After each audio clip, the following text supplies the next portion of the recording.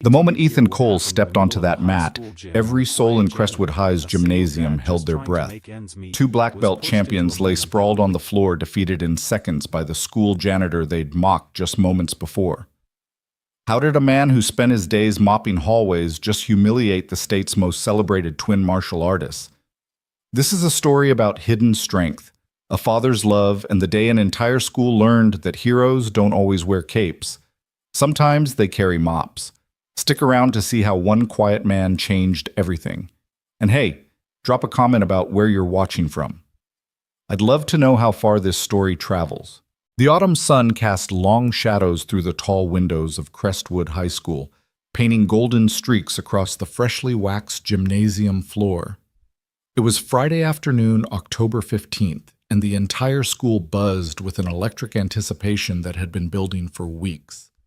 Today wasn't just any ordinary day, it was the day of the annual martial arts exhibition, an event that had become legendary in the small Connecticut town of Millbrook. Ethan Cole pushed his industrial mop bucket down the main hallway, the rhythmic squeak of its wheels echoing off the lockers. At 38, he moved with a deliberate efficiency that came from 3 years of navigating these same corridors, learning every corner, every stubborn stain, every place where teenagers tried to hide their mischief. His weathered hands gripped the mop handle with the same steady confidence he applied to everything in his life, measured, purposeful, invisible. "Dad!" a small voice called out from behind him. Ethan turned to see his 9-year-old daughter Sophie racing down the hallway, her backpack bouncing against her small frame, her light brown hair the same shade as his flying behind her like a banner. She skidded to a stop just before crashing into the mop bucket, her green eyes sparkling with the kind of pure joy that only children could muster at the end of a school day. "Hey there, Butterfly," Ethan said, his stern features softening into the gentle smile he reserved only for her. "How was Mrs. Peterson's class today?" Sophie wrinkled her nose. "We had to do fractions again. I hate fractions. They don't make any sense. Why would anyone want just part of something when they could have the whole thing?" Ethan chuckled, a rare sound that transformed his usually stoic face. "Sometimes sweetheart parts can be more valuable than wholes. Like how I only need a small part of my day with you to make the whole thing worthwhile." She rolled her eyes but smiled the way daughters do when their fathers say something simultaneously embarrassing and endearing. "You're so cheesy, Dad." "It's a father's prerogative," he replied, ruffling her hair. "You heading to the library while I finish up?" "Actually," Sophie bit her lower lip, a gesture she'd inherited from her late mother. "Can I watch the martial arts thing today? Everyone's going. Maya said the Sato twins are going to break boards with their heads and everything." Ethan glanced toward the gymnasium where the sounds of preparation were already filtering through the double doors. The scrape of bleachers being pulled out, the thud of mats being arranged. The excited chatter of students claiming their seats. The Sato twins. He'd heard the name whispered in the hallways for weeks now. Riku and Taro Sato. 17-year-old phenoms who'd been winning tournaments since they could walk. Their father owned 3 martial arts studios in the state, and their exhibition was supposed to be the highlight of Crestwood's semester. "Please, Dad," Sophie pressed. Employing the wide-eyed look that had been successfully destroying his resolve since she was 2 years old. "I promise I'll sit quietly. I brought my homework to do while I wait." He sighed, already knowing he'd lost this battle before it began. "All right, but you stay in the bleachers, understood, and if it gets too rough."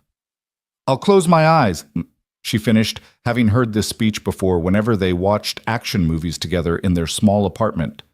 "I know, Dad, I'm not a baby anymore." "No," he agreed quietly, seeing so much of Rachel in her determined expression. "You're not." As they made their way to the gymnasium, Ethan pushing his mop bucket while Sophie chattered about her day, neither of them noticed the appreciative glances from some of the female teachers they passed. Ethan Cole might have been the janitor, but there was something about him, the way he carried himself, the quiet strength in his movements, the mysterious scars that occasionally peeked out from under his work shirt, that suggested there was more to him than met the eye. "Mr. Cole!" Vice Principal Harrison's voice boomed across the hallway. A heavy-set man with thinning hair and a perpetual sheen of sweat on his forehead, Harrison had the unique talent of making even pleasant greetings sound like accusations. Glad I caught you. We're going to need the gym cleaned immediately after the exhibition. The district superintendent is coming for the basketball game tonight, and I want those floors spotless. Yes, sir, Ethan replied simply, his tone neutral. 3 years, and Harrison still treated him like he'd started yesterday. Harrison's gaze shifted to Sophie, and his expression soured slightly. Your daughter really shouldn't be wandering the halls after hours, Cole. This isn't a daycare. Ethan's jaw tightened imperceptibly, but his voice remained steady. She's doing her homework in the library while I work Mr. Harrison. She doesn't cause any trouble. See that she doesn't...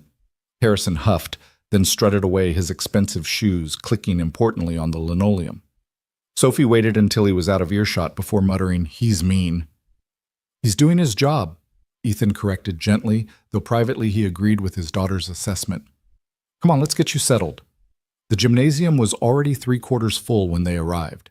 The excitement was palpable, teenagers clustered in groups, their voices rising and falling in waves of anticipation. At the center of the gym, a large blue mat had been laid out surrounded by a border of red tape. Coach Williams, a former college wrestler whose glory days were now mostly confined to the stories he told during PE class, was testing the microphone system. Testing 1, 2, can everyone hear me? Great, great. Ethan guided Sophie to a spot in the middle section of the bleachers, not too high, where she might feel isolated, not too low, where she might get caught up in any crowd surge if things got exciting. Here, good? He asked. She nodded, already pulling out her math workbook with a dramatic sigh. Perfect view of my fractions. That's my girl. I'll be around okay. Just cleaning up. Dad? She called as he started to walk away. When he turned back, she gave him a small smile. Thanks for letting me stay.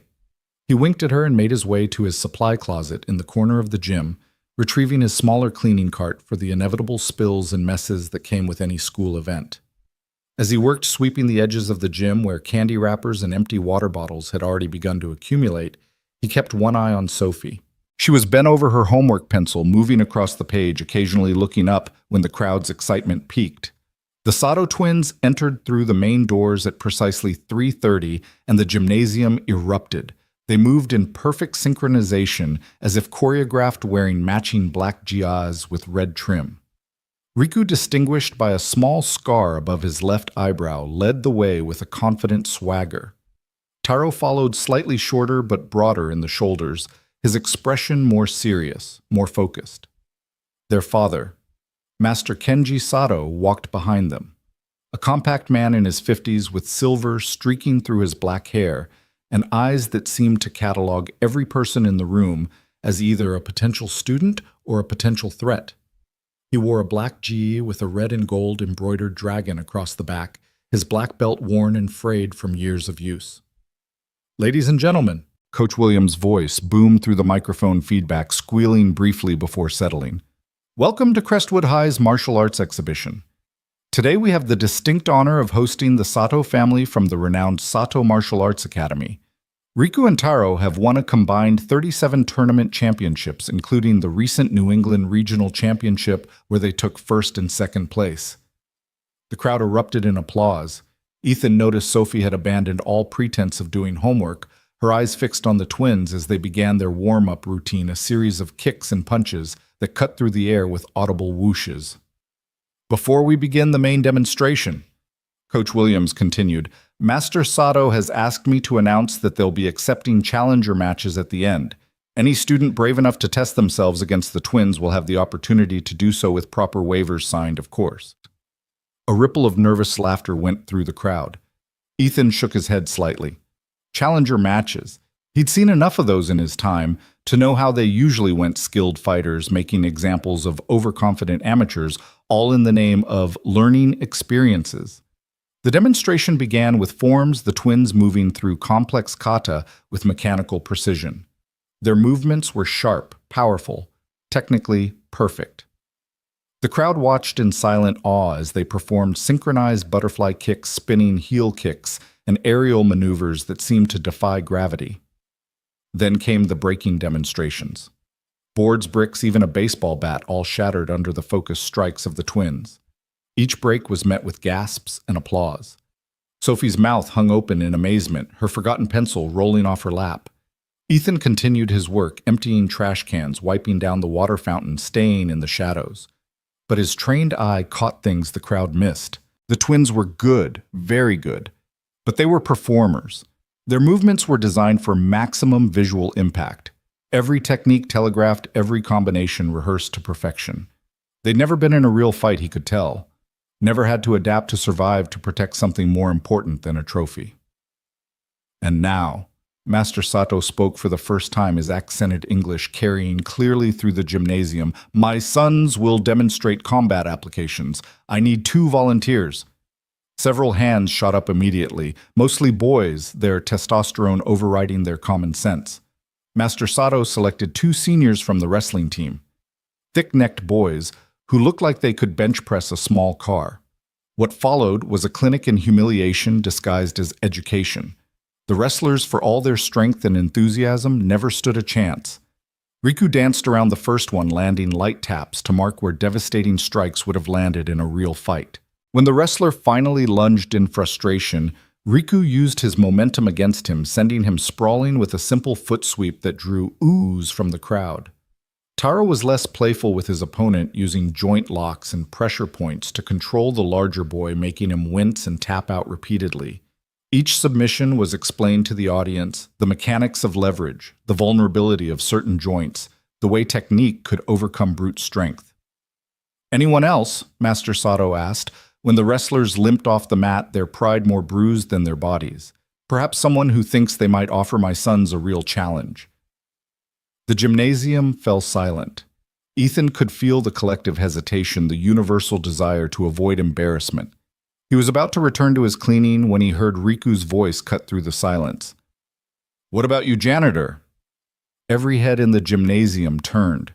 Ethan looked up from the trash bag he was tying to find Riku pointing directly at him, a smirk playing on the teenager's face. "Yeah." Taro joined in his voice, carrying the casual cruelty that came so easily to those who'd never known real hardship. "Think you can sweep more than just floors?" The laughter started as a trickle, then became a wave. Students nudged each other, pointing and giggling. Even some of the teachers seemed amused. Ethan saw Sophie shrink in her seat, her face reddening as she realized everyone was laughing at her father. "Come on!" Riku pressed play to the crowd now.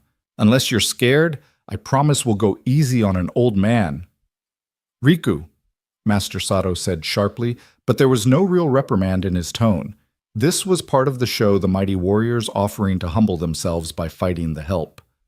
Ethan set down the trash bag slowly, his movements deliberate.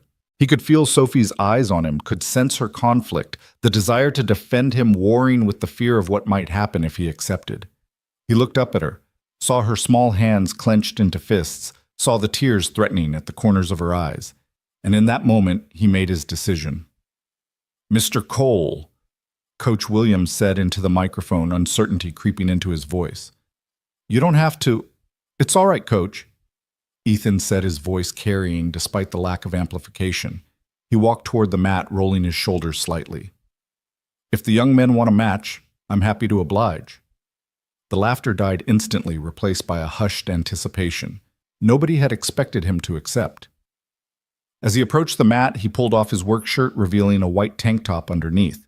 The room collectively gasped. Ethan's torso was a roadmap of violence. Scars crisscrossed his arms and shoulders, some straight and surgical, others jagged and angry. There was a puckered bullet wound near his left shoulder, what looked like shrapnel scarring across his ribs.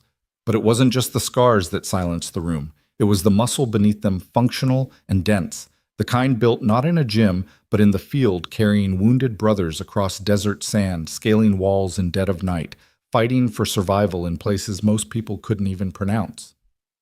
"Jesus," someone whispered from the bleachers.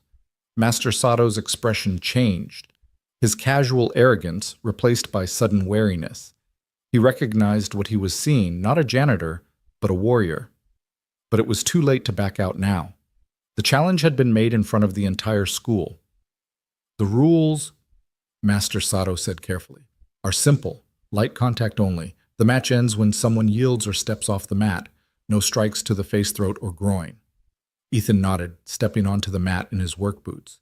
He didn't bow, that would have been pretense. Instead, he simply stood there, hands loose at his sides, waiting. "Which of us do you want to face?" Riku asked, his earlier cockiness wavering slightly. "Both," Ethan said simply. A ripple went through the crowd. Master Sato stepped forward. "That's not—" "Your sons challenged me together," Ethan interrupted calmly. "I accept their challenge. Unless they're scared, I promise I'll go easy on them." The twins exchanged glances, their pride stung by having their own words thrown back at them. They looked to their father who, after a long moment, nodded. "Very well," Master Sato said. "Rikutaro, show Mr. Cole the honor of taking his challenge seriously." The twins took their positions flanking Ethan on either side. The crowd held its collective breath. In the bleachers, Sophie had stood up, her math book clutched to her chest like armor. "Begin!" Master Sato barked. Riku attacked first, launching a lightning-fast roundhouse kick aimed at Ethan's ribs. It was a beautiful technique, textbook perfect. It never landed. Ethan moved not dramatically, not with any flourish, just a simple shift of weight and angle that let the kick whistle past him. He caught Riku's leg at the apex of the kick, not aggressively, almost gently, and with a subtle twist of his hip, redirected the boy's momentum. Riku found himself airborne for a brief moment before landing on the mat with a controlled thud.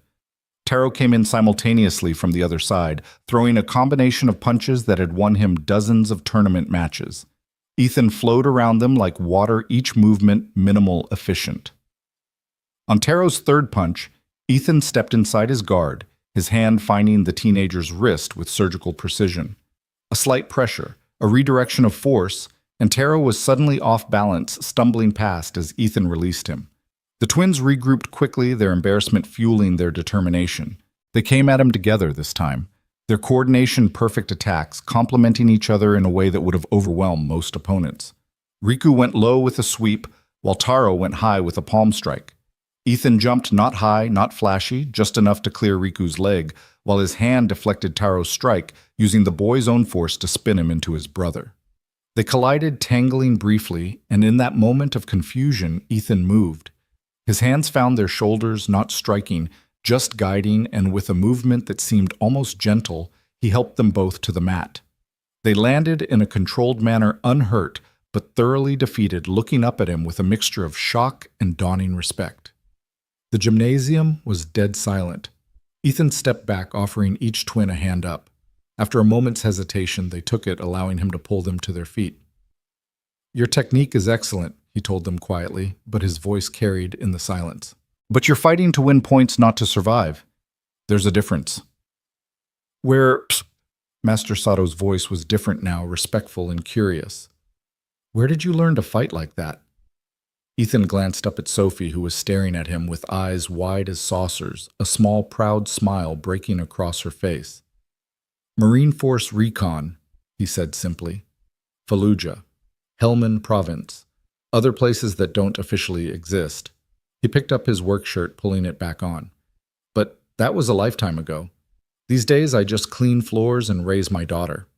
He turned to the twins who were still processing what had just happened. "You both have talent, real talent, but if you want some advice—" They nodded eagerly. Their earlier arrogance completely evaporated. "Learn to fight for something more than trophies. Fight to protect. Fight to serve. That's when technique becomes something more. That's when you become more than just fighters, you become warriors." Master Sato stepped forward and to everyone's surprise bowed deeply to Ethan. "You honor us with your wisdom, Kole-san. My sons and I have much to learn." Ethan nodded, uncomfortable with the attention. He looked around at the stunned faces of students and teachers, at Vice Principal Harrison, whose mouth hung open like a landed fish, at Coach Williams, who seemed to be reevaluating every interaction he'd ever had with the quiet janitor. "I should get back to work," Ethan said. "These floors won't clean themselves." As he walked back to his cleaning cart, the gymnasium exploded in applause. But Ethan only had eyes for Sophie, who had pushed through the crowd and was running toward him. She launched herself into his arms, and he caught her easily, holding her tight. "Dad," she whispered into his ear, "that was amazing. You're amazing." "No butterfly," he whispered back. "I'm just your dad. That's all I ever wanted to be." But as they separated and he returned to his mop and bucket, something had fundamentally shifted in the atmosphere of Crestwood High. The Invisible Man had been seen, truly seen for the first time. The rest of the exhibition continued, but the energy was different now. The twins performed their remaining demonstrations with less showmanship and more substance, their movements more focused, more real. Several times they looked over at Ethan as he worked as if seeking approval. He would give them small nods, almost imperceptible, but they seemed to stand taller each time. When the exhibition ended, students filed out of the gymnasium in small groups, their conversations dominated by what they'd just witnessed. Many paused to look at Ethan as they passed, some offering nervous smiles or nods of respect. A few of the bolder ones actually thanked him, though for what they couldn't quite articulate. Mr. Colt. Vice Principal Harrison approached his usual bluster, replaced by something approaching humility. I had no idea about your background. There was no reason you should have, Ethan replied evenly, wringing out his mop. It's not relevant to my job here. Still, I feel I should apologize for... No apology necessary, Mr. Harrison. I'm just here to do my job and take care of my daughter. Harrison stood there for a moment, clearly wanting to say more, but unable to find the words. Finally, he just nodded and walked away his steps, less confident than usual. As the gymnasium emptied, the Sato family approached. The twins looked properly chastened, their earlier arrogance replaced by genuine curiosity and respect. Mr. Cole, Riku began, then stopped, seemingly at a loss for words. We're sorry, Taro finished for his brother. For the disrespect, for the mockery. You were being teenagers, Ethan interrupted gently. We all make mistakes. The important thing is learning from them. Would you... Master Sato hesitated, then forged ahead. Would you consider teaching my dojo? Would be honored to have someone of your caliber as an instructor? Ethan shook his head. I appreciate the offer, but I have a job. And more importantly, he looked at Sophie, who was helping him gather cleaning supplies. I have responsibilities. Then perhaps, Master Sato persisted, you would allow my sons to learn from you informally, not as a formal instructor, but as a mentor. Ethan considered this, looking at the twins. Despite their earlier behavior, he could see potential in them, not just as fighters, but as young men who could learn to be something more. We'll see, he said finally. But if I agree, there will be conditions. The first being that you volunteer here at the school, real work cleaning maintenance, helping the younger kids. You want to learn from me. You start by learning humility and service. The twins exchanged glances, then nodded eagerly. Yes, sir, they said in unison. We'll discuss it more later, Ethan said. Right now I have floors to clean. As the Sato family departed, Master Sato bowing once more before leaving, Sophie tugged on Ethan's shirt. Dad, why didn't you ever tell me you were a hero? Ethan knelt down to her level, his calloused hands gently cupping her face. Because I'm not a hero, sweetheart. Heroes do extraordinary things. I just did my job, and now my job is being your father. That's not heroic, that's just love. Mom would have thought you were a hero, Sophie said quietly. Ethan's breath caught for a moment, the mention of Rachel always hitting him when he least expected it. Your mom, he said softly, thought I was a hero for remembering to buy milk. That's one of the million reasons I loved her. They stood together in the empty gymnasium, father and daughter, janitor, and student warrior and child. The late afternoon sun had shifted, casting long shadows across the floor. Ethan had just finished mopping. Come on, Butterfly, he said, standing and taking her small hand in his. Let's finish up here and head home. I'm thinking pizza for dinner. What do you say? With extra cheese, she asked hopefully. Is there any other way? As they walked out together, Ethan pushing his cleaning cart while Sophie chattered about the math homework she'd abandoned during the excitement. Neither noticed the small crowd of students still lingering outside, spreading the word about what they'd witnessed through texts and social media posts that would ensure by Monday morning everyone would know the story of the janitor who was more than he seemed. But for Ethan and Sophie, it was just another Friday afternoon, another day in their quiet life together. The only difference was the lightness in Sophie's step, the pride shining in her eyes when she looked at her father, and the knowledge that sometimes the most extraordinary people are the ones who seek no recognition at all. The parking lot was nearly empty by the time they reached Ethan's old pickup truck, a 2003 Ford F-150 with more rust than paint and over 200,000 miles on the odometer. But it ran reliably, and that was all that mattered. "Dad," Sophie asked as he helped her into the passenger seat, "do you miss it?" "The Marines, I mean." Ethan paused, considering his answer carefully. "I miss the brothers I served with. Some of them are gone now, but miss the life." "No, sweetheart. That life was about fighting. This life with you is about living." As they drove home through the quiet streets of Millbrook, Sophie's hand found his on the gear shift, her small fingers interlacing with his scarred ones. In that moment, Ethan Cole knew that all the battles he'd fought, all the scars he carried, had led him exactly where he needed to be. The warrior had found his peace not in the absence of conflict, but in choosing which battles were worth fighting. And for his daughter, he would fight them all, whether against twin black belts in a gymnasium or against the simple daily challenges of single parenthood. The autumn sun set behind them as they headed home, casting the world in shades of gold and amber, and Ethan allowed himself a small smile.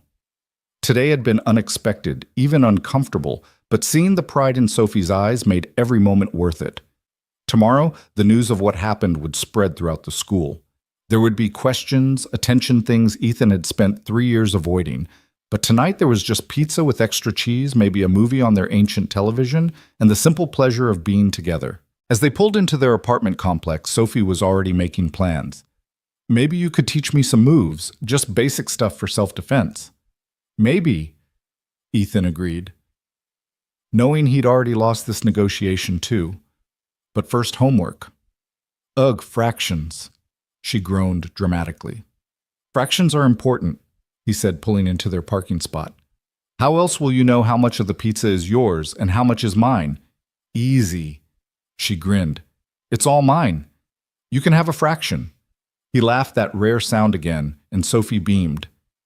As they walked up the stairs to their second-floor apartment, she slipped her hand back into his. "Dad, I know you don't think you're a hero, but you're my hero. Always have been." Ethan squeezed her hand gently. "And you, Butterfly, are my everything. Always will be." The door to their small apartment closed behind them, shutting out the world in all its complications. Inside was their sanctuary, modest but clean, filled with Sophie's artwork on the refrigerator, photos of Rachel on the mantle, and the quiet evidence of a life built on love rather than accolades. Ethan didn't know it yet, but Monday would bring changes. The twins would show up after school ready to work, ready to learn. Other students would approach him differently, some with newfound respect, others with curiosity about his past. Teachers would nod to him in the halls, actually seeing him for the first time. Vice Principal Harrison would awkwardly try to make amends, offering opportunities Ethan would politely decline. But most importantly, Sophie would walk a little taller in school, no longer embarrassed by her father's profession, but proud of the man who chose to serve others in the most humble way possible. She would understand perhaps better than anyone that true strength isn't about what you can do to others, but what you choose to do for them. The story of the janitor who defeated the champions would become legend at Crestwood High, told and retold with increasing embellishment. But the truth was both simpler and more profound than any version the students would share. It was the story of a father who stepped onto a mat not to prove his worth to the world, but to show his daughter that worth isn't determined by titles or trophies, but by the quiet courage to stand up when standing up matters, even if you're the only one standing. As night settled over Millbrook, Ethan Cole sat at their small kitchen table, helping Sophie with her fractions while pizza cooled on paper plates. Outside their window, the world went on with its noise and chaos. But inside apartment 2B, there was peace, there was love, and there was the unshakable bond between a father and daughter who understood that the greatest victories are often the ones nobody sees. The empty gym at Crestwood High stood silent now, its floors gleaming under the security lights mopped to perfection as always. The mats had been put away, the bleachers pushed back, all evidence of the day's drama erased, except in the memories of those who witnessed it. Come Monday, Ethan would return to these halls with his mop and bucket seemingly unchanged. But something fundamental had shifted in the ecosystem of Crestwood High. The invisible man had been seen. The humble servant had shown his strength, and in doing so had taught a lesson more valuable than any curriculum could provide. Respect they would learn isn't earned in the spotlight, but in the shadows, in the quiet moments of service, in the choice to be gentle when you have the power to be forceful. And sometimes, just sometimes, the real heroes are the ones who clean up after everyone else has gone home. Monday morning arrived with a cold drizzle that turned the fallen leaves into a slippery carpet across Crestwood High's walkways.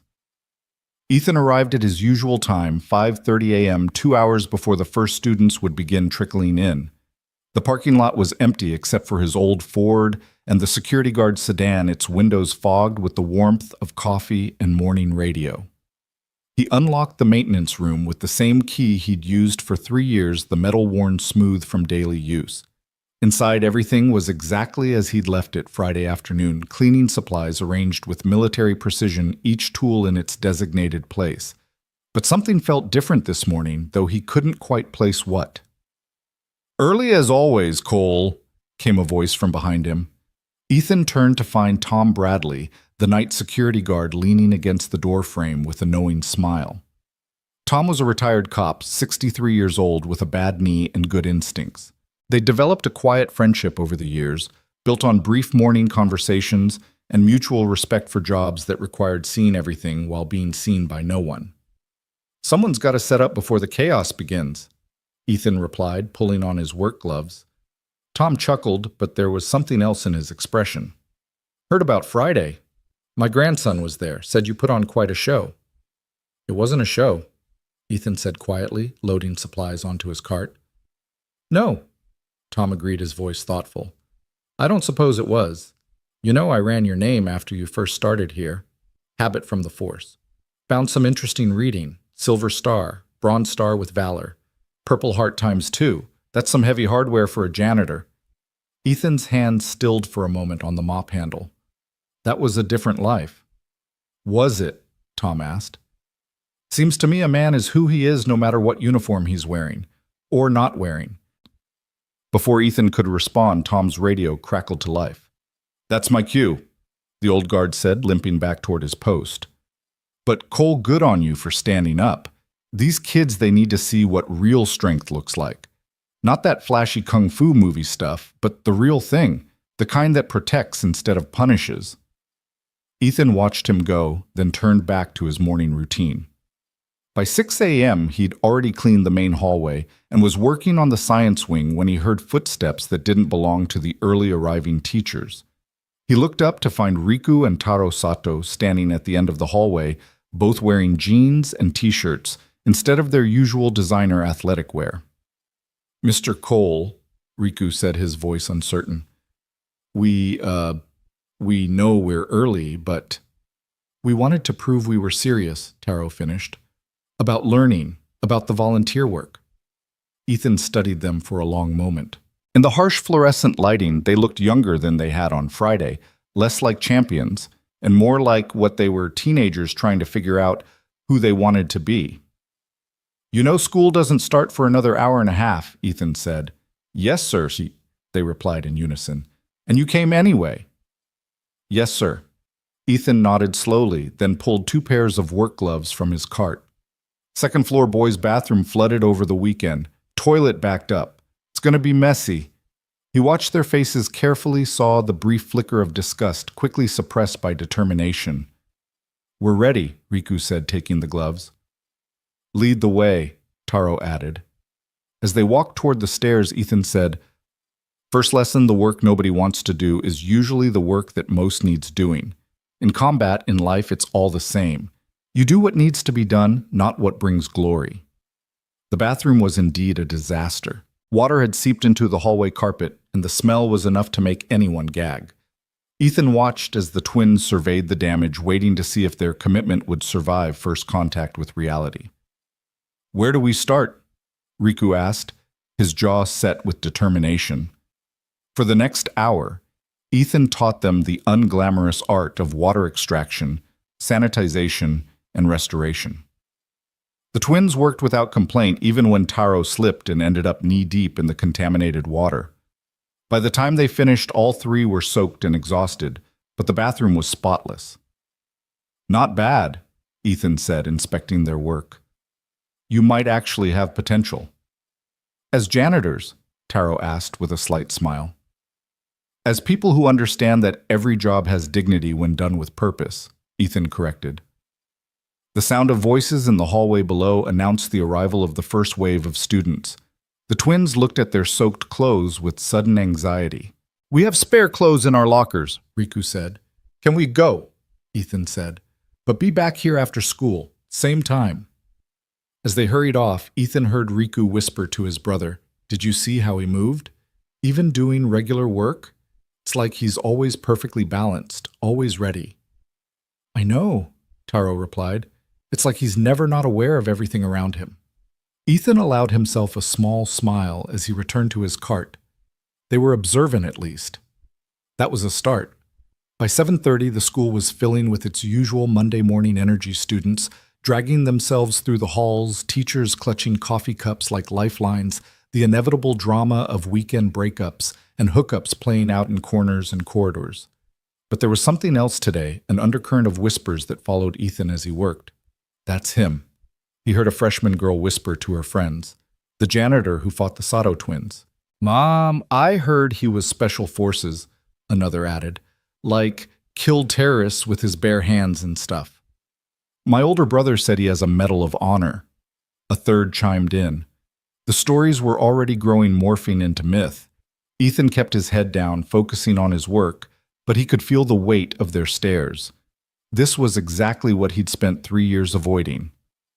In the main office collecting the morning's attendance sheets to distribute, he overheard Vice Principal Harrison talking to Principal Martinez, a woman in her 50s who ran the school with a combination of iron will and genuine care for her students.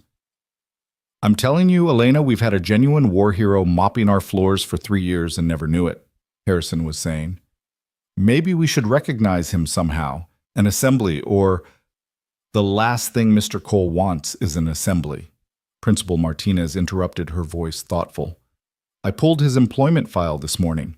Do you know he turns down a supervisor position twice? Said he preferred the evening shift because it let him be there for his daughter after school." "But surely we should—" "What we should do," Martinez said firmly, "is respect his choices. Though I am curious about one thing." She raised her voice slightly. "Mr. Cole, would you mind stepping in here for a moment?" Ethan entered the office, noting how Harrison immediately straightened his tie, a nervous gesture he'd never displayed around the janitor before. "Mr. Cole," Principal Martinez began, her dark eyes studying him with the intelligence that had made her one of the district's most respected administrators. "I wanted to thank you for how you handled Friday's situation. It could have gone very differently." "Just did what seemed right," Ethan replied. "Yes, well, what seems right and what people actually do are often very different things." She leaned back in her chair. "I've had 3 different board members call me this weekend. Apparently videos of the exhibition have gone somewhat viral. The district is concerned about liability safety protocols, that sort of thing." Ethan's jaw tightened. "If you need me to—" "What I need, Tis," Martinez interrupted, "is for you to know that I handled it.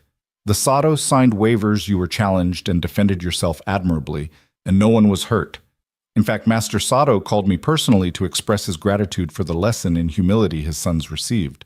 She paused, seeming to choose her next words carefully. "He also mentioned that the boys would be volunteering here learning from you. I wanted to make sure you're comfortable with that arrangement." "They're good kids," Ethan said. "They just need some perspective." "Don't we all?" Martinez murmured. "Very well. But Mr. Cole, if you need anything, resources support whatever, my door is open." "Appreciated, ma'am." As he turned to leave, she added, "Your daughter is lucky to have you." "I'm the lucky one," Ethan replied, and meant it. The morning progressed with its usual rhythm, but everywhere Ethan went he noticed changes. Teachers who had barely acknowledged him before now nodded respectfully. Students stepped aside in the hallways, some with fear, others with something approaching awe. The attention sat on his shoulders like an ill-fitting jacket, uncomfortable and restricting. During third period, while cleaning up a spilled energy drink in the cafeteria, he was approached by Marcus Williams, the starting quarterback of the football team and undisputed king of Crestwood High's social hierarchy. "Mr. Cole," Marcus said, his usual swagger noticeably diminished. Can I ask you something? Ethan continued mopping. Free country. Is it true what they're saying that you were in Iraq and Afghanistan? I served, Ethan said simply. Marcus shifted his weight, a 200-pound athlete suddenly looking very young. My brother's over there now. Marines. Camp Pendleton, then deployment next month. I worry about him. Ethan stopped mopping, really looking at the boy for the first time. Behind the Letterman jacket and carefully cultivated image was a scared kid worried about his older brother. What's his MOS, Ethan asked. Infantry, 0311. Marcus's voice caught slightly. He says it's no big deal, but you know better, Ethan finished. He leaned on his mop handle, choosing his words carefully. Your brother's trained. He'll have good people watching his back. The Marines, we take care of our own. Were you scared? Marcus asked quietly. When you were over there. Every day, Ethan admitted. Fear keeps you sharp, keeps you alive. It's not about not being scared. It's about doing your job despite the fear. Marcus nodded slowly. Thanks, Mr. Cole. And, what you did Friday? That was pretty badass. Language, Ethan said mildly, but there was a hint of humor in his eyes. Marcus grinned, the first genuine expression Ethan had ever seen from him. Right, sorry, but still. As the quarterback walked away, Ethan noticed he was standing a little straighter, the weight on his shoulders perhaps a bit lighter. These small moments, Ethan thought maybe they were worth the unwanted attention. Lunchtime brought Sophie to the maintenance room, as it did every Monday. It was their tradition she'd eat lunch with him instead of in the cafeteria, a quiet half-hour of connection in the middle of their separate days. Dad, you wouldn't believe what happened in history class, she said, unpacking her lunch bag with dramatic flair. Jennifer Morrison asked if you could teach her dad self-defense. Her dad, he's like 40 and owns 3 car dealerships. I'm not a teacher butterfly, Ethan said, biting into his sandwich. But you're teaching the Sato twins? She pointed out with 9-year-old logic. That's different. They're learning humility, not combat. Sophie gave him a look that was pure Rachel skeptical and amused in equal measure. Dad, you can call it whatever you want, but everyone knows you're basically a ninja now. Ninjas were Japanese. I'm about as Japanese as this bologna sandwich. Fine, then you're a secret agent. Secret agents don't plunge toilets, sweetheart. Maybe that's your cover, she said with exaggerated seriousness. Maybe you're actually here to protect the school from terrorist janitors. Despite himself, Ethan laughed. Sophie had that effect on him, could find the light in any situation, could make him forget the weight he carried. How are the other kids treating you? He asked, his voice careful. After Friday, Sophie's expression shifted, becoming more thoughtful. It's weird. Maya keeps asking me if you could beat up her dad. Tommy Brooks said his mom thinks you're hot, which is gross. And Rebecca, she paused, frowning. Rebecca, she said her mom told her to stay away from me because you're dangerous. Sophie looked up at him with those green eyes that saw too much for her age. You're not dangerous, are you, Dad? Ethan set down his sandwich, giving her his full attention. I can be, he said honestly, to people who would hurt you or other innocent people, but dangerous to you, to your friends, never. I knew that, Sophie said quickly. I just wanted to hear you say it. They ate in comfortable silence for a moment before Sophie added, Rebecca's mom is stupid anyway. She thinks vaccines cause autism and that the moon landing was fake. Sophie. What? It's true. Last parent-teacher conference, she tried to convince Mrs. Peterson that they shouldn't teach evolution. Still, we don't call people stupid. Fine. She's intellectually challenged by reality. Ethan nearly choked on his water. Where did you learn that phrase, Mr. Hendricks the librarian? He says it about politicians sometimes when he thinks no one's listening. The bell rang, signaling the end of lunch period. Sophie packed up her things but lingered at the door. Dad, I'm proud that everyone knows how strong you are now, but I was proud before too, when nobody knew. You know that, right? I know, Butterfly. Now get to class before Mrs. Peterson marks you late. After she left, Ethan sat in the quiet of the maintenance room, surrounded by the tools of his trade. 3 years he'd built this quiet life, this invisible existence that let him focus on what mattered, Sophie. Now that invisibility was shattered, and he wasn't sure what would replace it. A knock at the door interrupted his thoughts. Coach Williams stood there, looking uncomfortable. "Tom, something wrong?" Ethan asked, reverting to first names since they were alone. "No, not wrong, just—" Williams entered, closing the door behind him. "Look, Ethan, I've been thinking about Friday, about what you said to the twins about fighting to protect, fighting to serve." "What about it?" "I've been coaching for 15 years, Williams said, running a hand through his thinning hair. "Teaching kids to compete, to win, to dominate. But watching you, you weren't trying to dominate those boys. You were trying to teach them something." "They're 17, Ethan said. "Still time to learn better lessons than just winning." Williams nodded slowly. "That's what I wanted to talk to you about. I've got kids on the wrestling team. Good kids, but some of them, they're angry. Got rough home lives, absent fathers, that whole thing. They channel it into wrestling, but it's not enough. They need something more. And you think I can give them that?" "I saw how Marcus Williams looked after talking to you today. That boy hasn't shown genuine emotion about anything except football in 4 years, but you got through to him." Williams paused. "I'm not asking you to be a coach or anything official. Just, if you're already working with the Sato twins, maybe you could include a few others unofficial off the books." Ethan considered this. He joined the Marines at 18, angry and directionless after his father's death. The Corps had given him purpose, discipline, brothers. Maybe these kids needed something similar. "I'll think about it," he said finally. "But if I do this, we do it my way. No glory, no competitions, just hard work and harder lessons." "Whatever you say," Williams agreed quickly. "And Ethan, thanks. These kids, they need real mentors. Not just coaches who teach them plays, but men who can teach them how to be men." After Williams left, Ethan returned to his afternoon routine, but his mind was elsewhere. He'd come to Crestwood High seeking anonymity, seeking simplicity. Now he was being pulled into something larger, something that felt dangerously close to the leadership roles he'd walked away from when he left the Marines.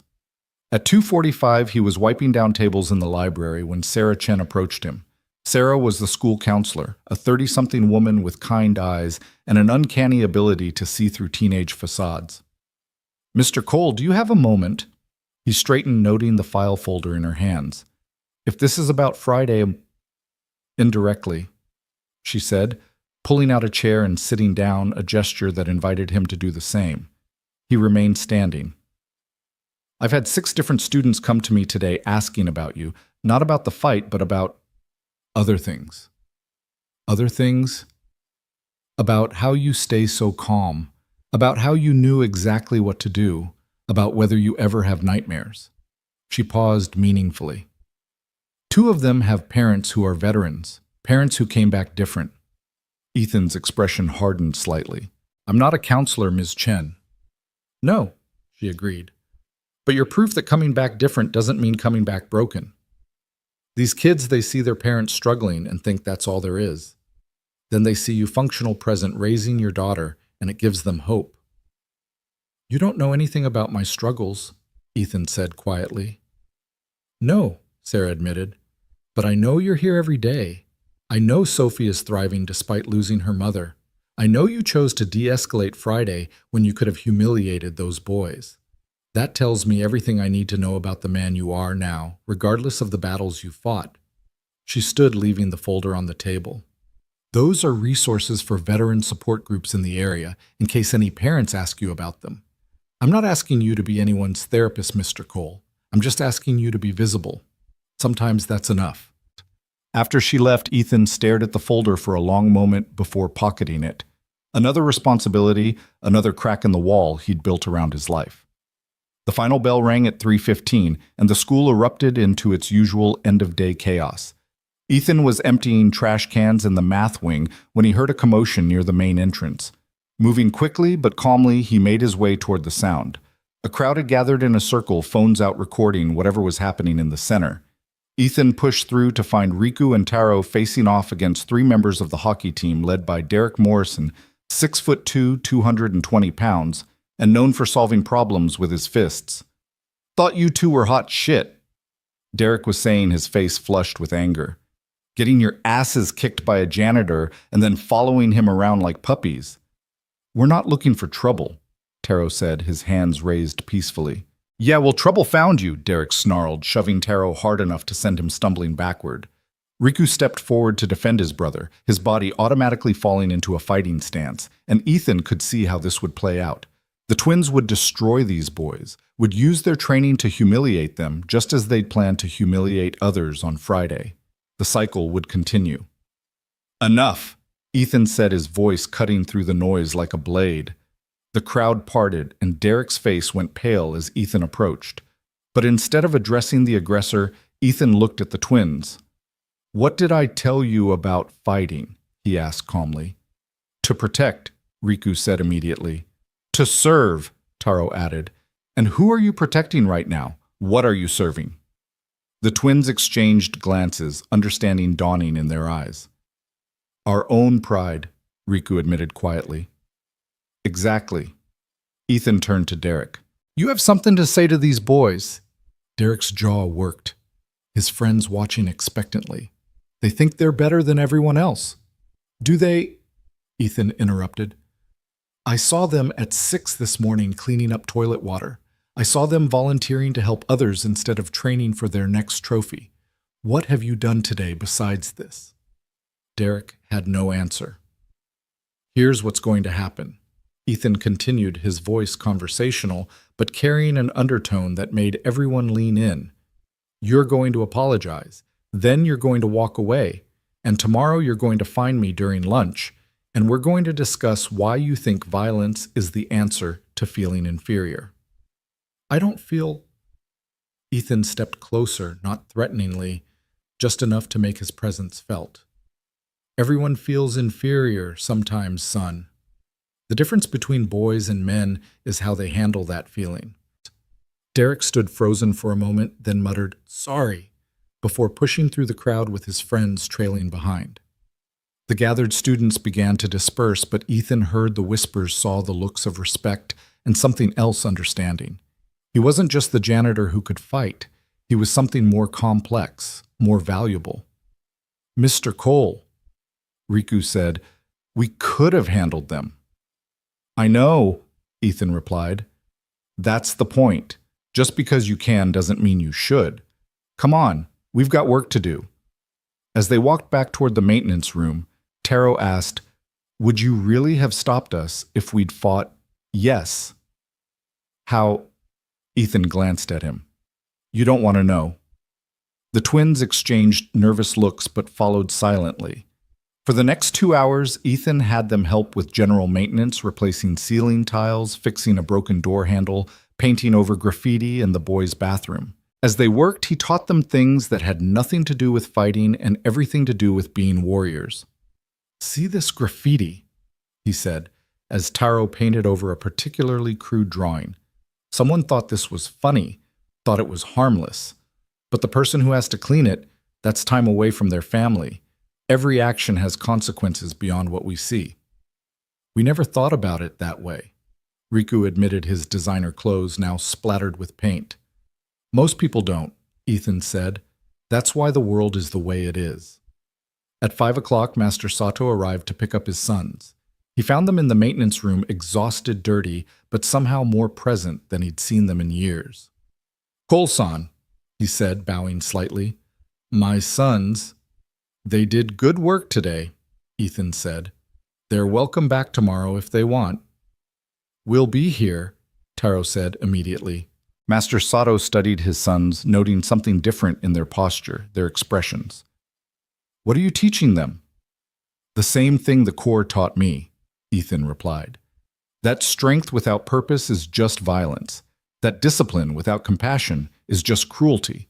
That being a warrior means being a protector, not a conqueror. These are not lessons found in most dojos, Master Sato observed. No, Ethan agreed.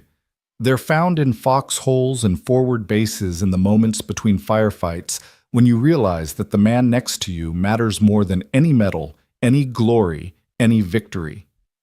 Master Sato was quiet for a long moment. My sons are fortunate to learn from you, as am I. He paused, then added, if you would ever consider teaching adults as well, I'll think about it.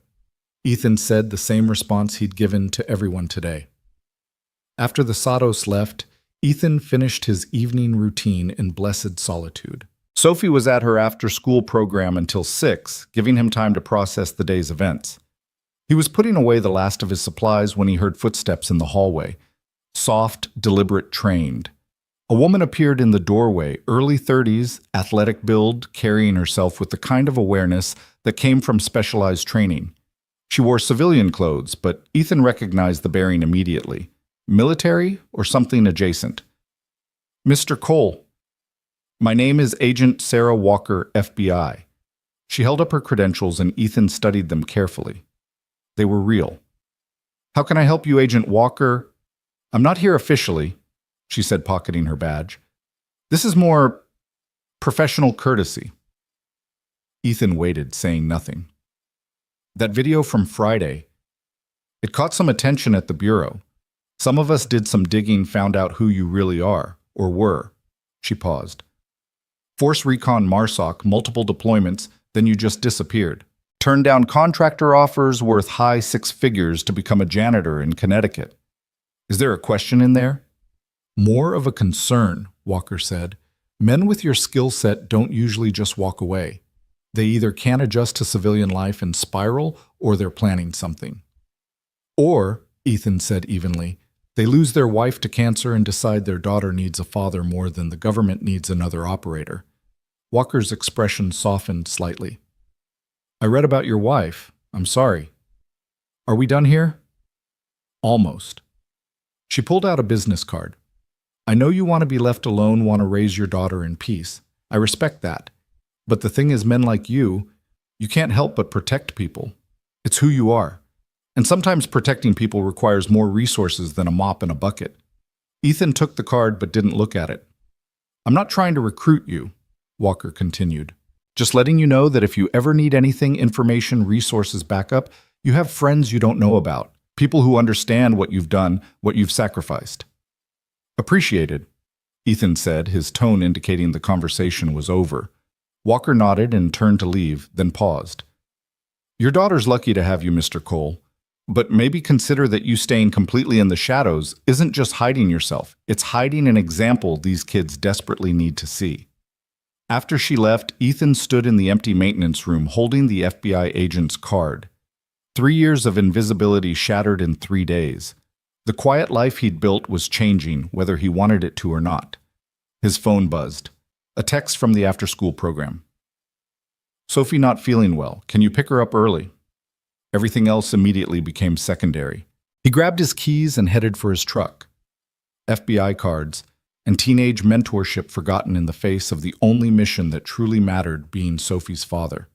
20 minutes later, he found her in the program's sick room, curled up on a cot with a slight fever and an apologetic expression. I'm sorry, Dad. I know you're working. Hey, he said softly, kneeling beside her and feeling her forehead. You're my priority always. Work is just work. My stomach hurts, she admitted. And my head.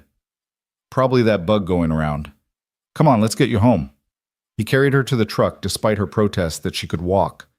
She was getting bigger, but to him she'd always be the tiny baby he'd held while Rachel took her last breaths, the infant he'd promised to protect and love enough for 2 parents. At home, he settled her on the couch with ginger ale and crackers, then sat beside her stroking her hair as they watched old cartoons on their ancient television. Dad, she said sleepily. Things are different now, aren't they? At school. A little bit, he admitted. Are you okay with that? He considered lying, telling her everything was fine, but Sophie deserved better than comfortable lies. I don't know yet, he said honestly. Change is hard for me. I liked being invisible. But you were never invisible to me, she said, snuggling closer to him. Maybe now other people can see what I've always seen. And what's that? That you're the strongest person in the world, not because you can fight, but because you choose not to, because you choose to help instead. Ethan held her tighter. Feeling the truth of her words, Maybe Walker was right. Maybe hiding wasn't protecting Sophie, but depriving her and others of something important. The twins want to keep learning from you, don't they? Sophie asked. Yes. And Coach Williams wants you to help with the wrestling team. How did you know that Maya's older brother, is on the team? He told her. Sophie looked up at him. Are you going to do it? What do you think I should do? Sophie was quiet for a moment, then said, Mom always said that if you can help someone, you should. That it's not about deserving or earning, it's about being human. Rachel's words through their daughter's mouth. Even after 3 years, his wife's wisdom continued to guide them. Then I guess I'll help, he said. Good, Sophie murmured, already drifting toward sleep. The Sato twins seem okay when they're not being jerks, and Derek Morrison definitely needs help. He pushed Maya's brother last week just because he got a better grade on a test. How do you know all this? I pay attention, she said simply, like you taught me. As Sophie slept against him, Ethan thought about the day's events, the twins working alongside him without complaint, Marcus Williams worrying about his brother, Derek Morrison's anger masking insecurity, Sarah Chen's folder of resources, Agent Walker's card. For 3 years, he'd focused solely on Sophie, on being the father she needed. But maybe being that father meant more than just providing and protecting. Maybe it meant showing her how to engage with the world, how to help others, how to use strength for service. His phone buzzed with a text from an unknown number. He opened it to find a message from Tom Bradley. My grandson hasn't stopped talking about you, says you're the coolest adult he knows. His dad walked out 2 years ago. Think you might have time to talk to him sometime. No pressure. Another responsibility. Another crack in the wall. But as he looked down at Sophie sleeping peacefully against his chest, he realized the wall had never been for his protection. It had been for hers. And maybe, just maybe, she didn't need it anymore. Maybe what she needed was to see her father as he truly was, not perfect, not invincible, but trying every day to be better, to help others be better. The rain had stopped and weak sunlight filtered through their small living room window. Somewhere in town, the Sato twins were probably telling their father about their day of manual labor. Marcus Williams was texting his brother in Camp Pendleton. Derek Morrison was nursing his wounded pride, and maybe possibly thinking about why he led with his fists. And in apartment 2B, Ethan Cole sat with his sleeping daughter, accepting that his days of invisibility were over. The warrior had been seen, and now he had to decide what to do with that visibility. Tomorrow, Riku and Taro would return, ready to work, ready to learn. Coach Williams would bring his troubled wrestlers. Derek Morrison might actually show up for that lunch conversation. The ripples from Friday's exhibition were spreading touching lives in ways he hadn't anticipated. But tonight, none of that mattered. Tonight, there was just a father and his daughter, safe and warm and together. Everything else could wait until tomorrow. Sophie's fever broke around midnight, but Ethan remained awake, sitting in the uncomfortable chair beside her bed, watching her breathe. The apartment was quiet except for the occasional car passing on the street below and the rhythmic tick of Rachel's old clock on the nightstand. He'd kept that clock despite its tendency to run slow because Sophie said it still smelled like her mother's perfume. At 3 a.m, his phone vibrated with a text from an international number he recognized immediately. Jake Phoenix Morrison, his former squad leader, now working private security in Dubai. The message was simple. Saw the video. Still got it, brother. When you're ready to talk, I'm here. Ethan deleted the message without responding. That life, those brothers, they belonged to a different man. A man who didn't have a 9-year-old daughter who needed stability more than she needed a father with a past full of ghosts. By 5:30, Sophie's color had returned to normal, and Ethan felt safe leaving her sleeping to start his day. He left a note on her nightstand with the neighbor Mrs. Chen's phone number and instructions to stay home from school. Mrs. Chen, a 70-year-old widow from Taiwan, had become their unofficial grandmother, always ready with soup and stories when needed. The drive to school was different this Tuesday morning. The familiar streets seemed sharper somehow, as if the events of the past few days had adjusted his focal length. He noticed things he'd previously ignored: the homeless veteran who slept behind the drugstore, the teenage girl waiting alone at the bus stop in the pre-dawn darkness, the drug deal happening in the parking lot of the abandoned strip mall. Tom Bradley was waiting for him at the employee entrance, 2 cups of coffee in hand. Thought you might need this, Tom said, offering one of the cups. Heard Sophie was sick yesterday. Word travels fast, Ethan observed, accepting the coffee gratefully. Small town, smaller school. My grandson Jimmy, he's the one I texted you about.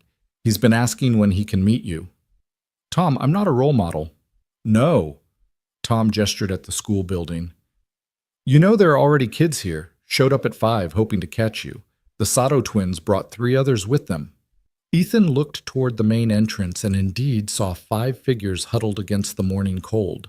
Besides Riku and Taro, he recognized Marcus Williams, Derek Morrison, and surprisingly, Jennifer Morrison, Derek's younger sister, a sophomore known more for her academic achievements than any athletic pursuits. What are they doing here? Ethan asked. Same thing we're all doing, Tom said philosophically. Looking for something real in a world full of fake. You showed them real on Friday. Now they want more. Ethan approached the group, noting how they straightened as he drew near. Derek looked uncomfortable clearly here against his better judgment, while his sister seemed determined. Marcus was exhausted, probably from staying up texting his deployed brother. It's 5:40 in the morning, Ethan stated. Yes, sir, Riku responded for the group. School doesn't start for 2 hours. We know, Taro added. So why are you here? They exchanged glances before Jennifer spoke up, her voice steadier than her brother's had ever been. Because we want to learn, not just fighting or whatever.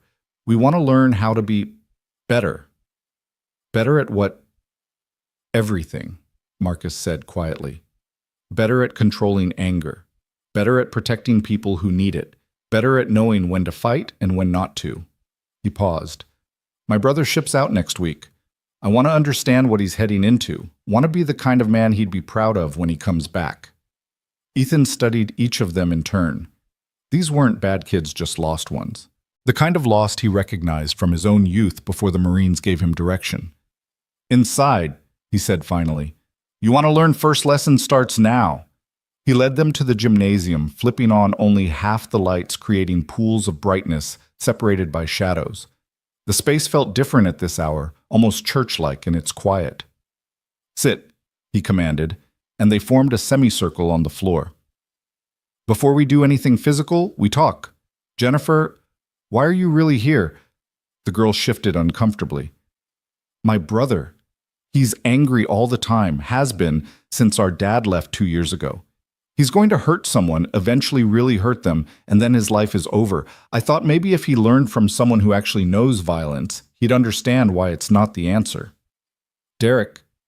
Ethan turned to the boy. Your thoughts. Derek's jaw worked for a moment before he answered. She's right. I am angry. All the time. It's like this fire in my chest that never goes out. Friday when you stopped me from fighting them. He gestured at the twins. I wanted to hit you, but I don't know. I felt like you understood, like you knew exactly what was burning inside me. I do, Ethan said simply.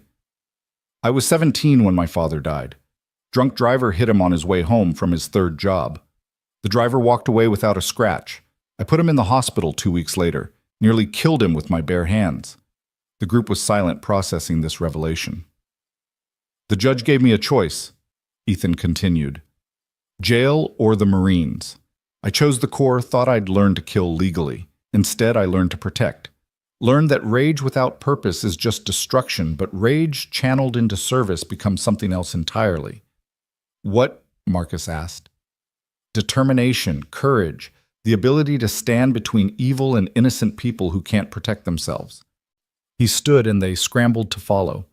We're going to train, but not the way you think. No punching bags, no sparring, not yet. First, you learn to serve. For the next hour, he had them cleaning.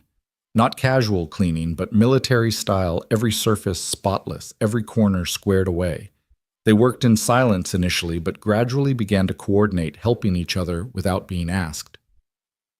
This is stupid, Derek muttered, scrubbing the bleacher undersides where years of gum had accumulated. Is it? Ethan asked. You're doing something nobody wants to do, something that needs doing without recognition or reward. That's service. That's strength. But we could be learning to fight, Derek persisted.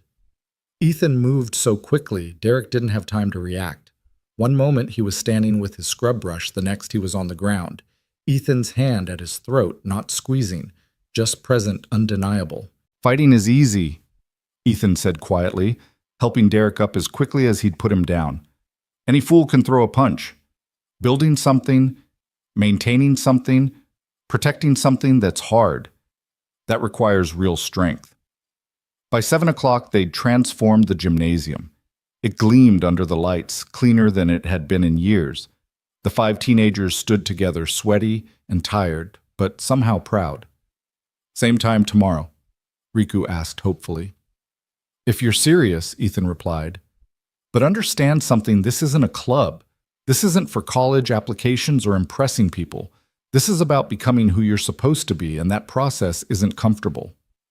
"We understand," Jennifer said, speaking for her brother as much as herself. As they dispersed to prepare for the regular school day, Ethan noticed Principal Martinez watching from the doorway. She approached slowly, taking in the pristine gymnasium. "I didn't authorize this, she said, though her tone was more curious than accusatory. "No, ma'am. They showed up on their own. And you decided to put them to work." Seemed better than sending them away. Martinez walked to the center of the gym, her heels clicking on the polished floor. "Mr. Cole, I've been in education for 25 years. I've seen every program, every initiative, every attempt to reach troubled kids. Most fail because they try to impose structure from the outside. But this," she gestured at the space, "this is different. They chose to be here." "They're looking for something," Ethan said. "Purpose, maybe. Or just someone to show them that strength doesn't mean dominance." "And you're willing to be that someone?" "I'm just a janitor, Principal Martinez." She smiled, a knowing expression that reminded him of Rachel when she saw through his attempts at deflection. "No, Mr. Cole. You're a teacher. You just use different classrooms than the rest of us." The regular school day began with its usual chaos, but Ethan noticed the 5 students from the morning session moving differently through the halls. They stood straighter, helped others without being asked, picked up trash without being told. Small changes, but noticeable. During second period, while mopping the science wing, he encountered Miss Patricia Reeves, the AP biology teacher known for her exacting standards and low tolerance for nonsense. "Mr. Cole," she said, adjusting her glasses, "I understand you've been teaching some of our more challenging students." "Just putting them to work," he replied. "Jennifer Morrison hasn't missed a single homework assignment this week. First time all semester. She says she's been getting up early to train with you. We cleaned the gym this morning." "You did more than that." Ms. Reeves lowered her voice. "That girl has been carrying her family since her father left. Her mother works 3 jobs, her brother acts out, and Jennifer tries to hold it all together. This morning was the first time I've seen her smile genuinely in months." Before Ethan could respond, a commotion erupted down the hall. They both rushed toward the sound to find a crowd gathered around 2 students squared off in the center. But it wasn't a typical fight scene. Marcus Williams stood between a smaller freshman and 3 seniors who were known for their bullying tactics. "Back off, Stevens," Marcus was saying, his quarterback presence commanding attention. He said he doesn't have any money. "Since when do you care about freshman Williams?" Stevens, the lead bully, sneered. "Since now," Marcus replied simply. "Walk away." "Or what? You'll get your janitor friend to fight us." Marcus smiled, a cold expression Ethan recognized. "No, I'll handle it myself.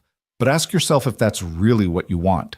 3-on-1, in front of everyone with phones recording. How's that going to look on your college applications?" It was brilliant, Ethan thought. Marcus had given them a way out that preserved their pride while protecting the freshmen. No violence needed, just intelligent application of social pressure. The seniors grumbled but dispersed, and Marcus helped the freshman gather his scattered books. "Not bad," Ethan said once the crowd cleared. Marcus turned surprised. "Mr. Cole, I didn't see you there." "That's the point. The best interventions are the ones where nobody throws a punch. I remembered what you said yesterday about violence being the last option, not the first." "You're learning," Ethan noted. "Your brother would be proud." Marcus's face lit up at that, and Ethan realized how hungry these kids were for approval for someone to notice their efforts at being better. Lunchtime brought an unexpected visitor. Master Sato arrived with a younger man Ethan didn't recognize, both in business suits rather than GIs. Kolsan. Master Sato bowed slightly. This is my brother Hiroshi. He's a psychologist specializing in veteran affairs. Hiroshi extended his hand, which Ethan shook cautiously. I apologize for the ambush, Mr. Cole. My brother told me about you, and I was hoping we could talk. About the fact that you're teaching trauma response without realizing it, Hiroshi said directly. The cleaning, the discipline, the controlled environment, these are all techniques we use in veteran recovery programs. You're essentially running an informal therapy group. Ethan's expression hardened. I'm not a therapist. No, Hiroshi agreed. You're something more valuable, a living example that trauma doesn't have to define you. These kids, many of them are dealing with their own traumas. Divorce, abandonment, violence at home. They see you functioning despite whatever you've been through, and it gives them hope. I don't talk about what I've been through. You don't have to. Your scars tell enough of the story. The way you move, always aware of exits, always positioned to respond to threats, the kids might not consciously recognize it, but they feel it. They feel safe around you because they know you understand danger. Master Sato interjected, My sons haven't stopped talking about this morning's session. Taro said it was harder than any tournament he's competed in. Physical challenges are easy, Ethan said. It's the mental and emotional ones that break people. Exactly. Hiroshi leaned forward. Which is why what you're doing is so important. But Mr. Cole, I have to ask, who's helping you? The question hung in the air like a challenge. Ethan thought of the nightmares that still came, the hypervigilance that never fully went away, the moments when a car backfire or a door slam sent him reaching for a weapon that wasn't there. I manage, he said finally. Managing isn't thriving, Hiroshi said gently. And these kids need to see that thriving is possible, not just surviving. He placed a card on the table. I work with a lot of veterans. No judgment, no mandatory reporting unless there's imminent danger. Just conversation. Think about it. After they left, Ethan sat alone in the cafeteria, the business card feeling heavier than it should. He'd built his life around being strong for Sophie, but what if strength meant admitting he needed help too? His phone buzzed with a text from Mrs. Chen. Sophie feeling better, ate soup, doing homework. Don't worry. Don't worry. If only it were that simple. The afternoon brought Derek Morrison to his maintenance room as promised. The boy stood in the doorway, clearly uncomfortable but present. You came, Ethan observed. Said I would. Saying and doing are different things. Come in. Derek entered, looking around the organized space with surprise.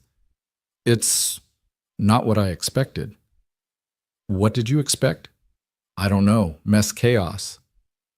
This looks like a military room. Old habits, Ethan said, pulling out 2 chairs. Sit. Tell me about your father. Derek's whole body tensed. What about him? He left 2 years ago. Your sister mentioned it. That's when the anger started. He didn't just leave, Derek spat. He had another family, whole other life, 2 towns over. Wife, kids, the whole thing. We were his practice family, and when he got good enough at it, he went and got his real one. The pain in the boy's voice was raw, familiar. Ethan had heard it in young Marines who'd enlisted to escape broken homes. And you've been the man of the house since, Ethan said. It wasn't a question. Someone has to be. Mom falls apart every time she sees him at Jennifer's school events. Jen tries to pretend everything's fine. Someone has to be angry enough to keep us from completely dissolving. Anger as armor. Ethan nodded. I know it well. But here's what they don't tell you eventually, that armor becomes a prison. You can't take it off, can't let anyone in, can't feel anything except the rage. Better than feeling the hurt, Derek muttered. Is it? You pushed those kids around looking for fights? Were you any happier after? Did it fix anything? Derek was quiet for a long moment. No. Made it worse, actually. Jen started avoiding me. Mom started crying more. I became him, the person causing pain instead of preventing it. Recognition is the first step. Ethan said. You're here, which means you want to change. That takes more courage than any fight. How? Derek asked, and for the first time he sounded like the scared 16-year-old he was. How do I stop being so angry all the time? You don't stop, Ethan said, surprising him. You redirect. Anger is just energy. You can use it to destroy or to build. Every time you want to hit something, build something instead. Fix something. Help someone. The anger doesn't go away, but it becomes fuel for something better. Is that what you did after whatever happened to you over there? Ethan thought of the months after Rachel's diagnosis, the rage at the universe for taking her, the desperate need to hit something, anything.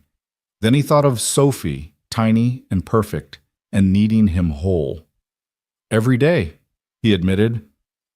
Some days are harder than others, but every day I choose to build instead of break. Derek nodded slowly. The morning sessions, can I keep coming? If you're willing to work, real work, not just physical training, I'm willing. Then be there tomorrow, 5:40 sharp. As Derek left, Ethan saw a change in his posture, still tense, still carrying anger, but now with a direction to channel it.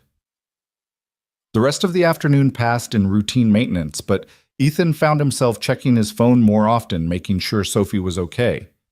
At 2:30, she texted him a photo of herself doing homework with Mrs. Chen's cat in her lap, along with the message, "Feeling better. Can I come to school tomorrow?"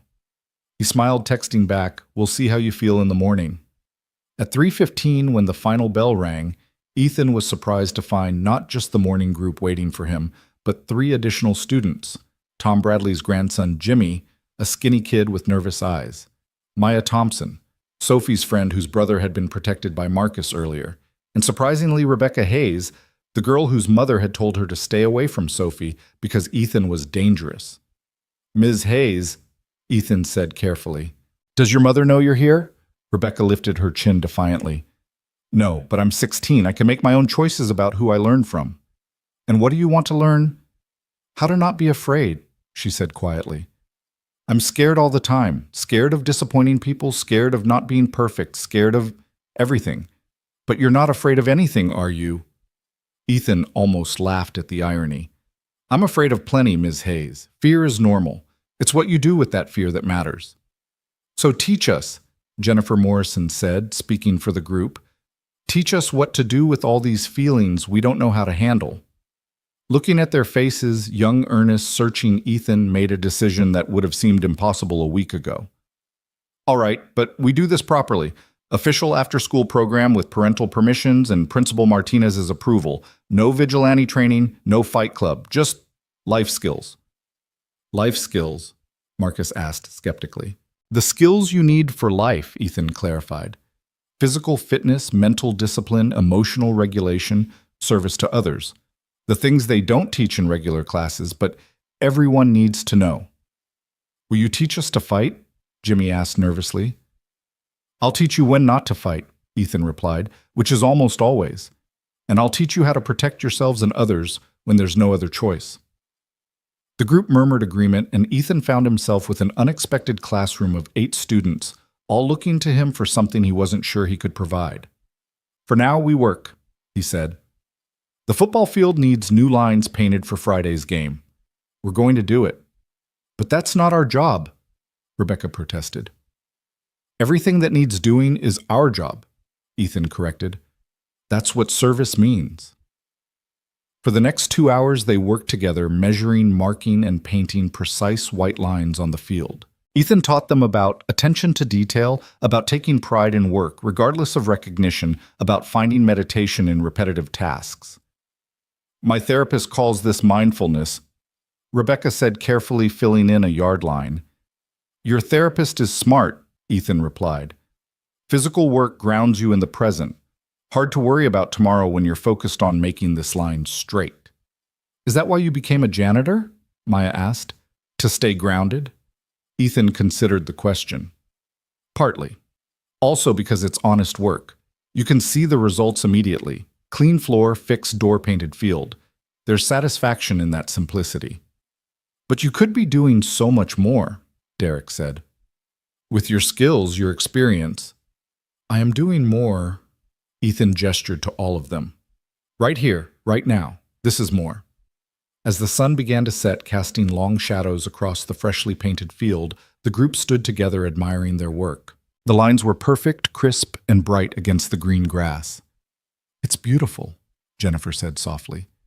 "You did that," Ethan told them. "Together. Remember that feeling. That's what accomplishment feels like when it's earned, not given."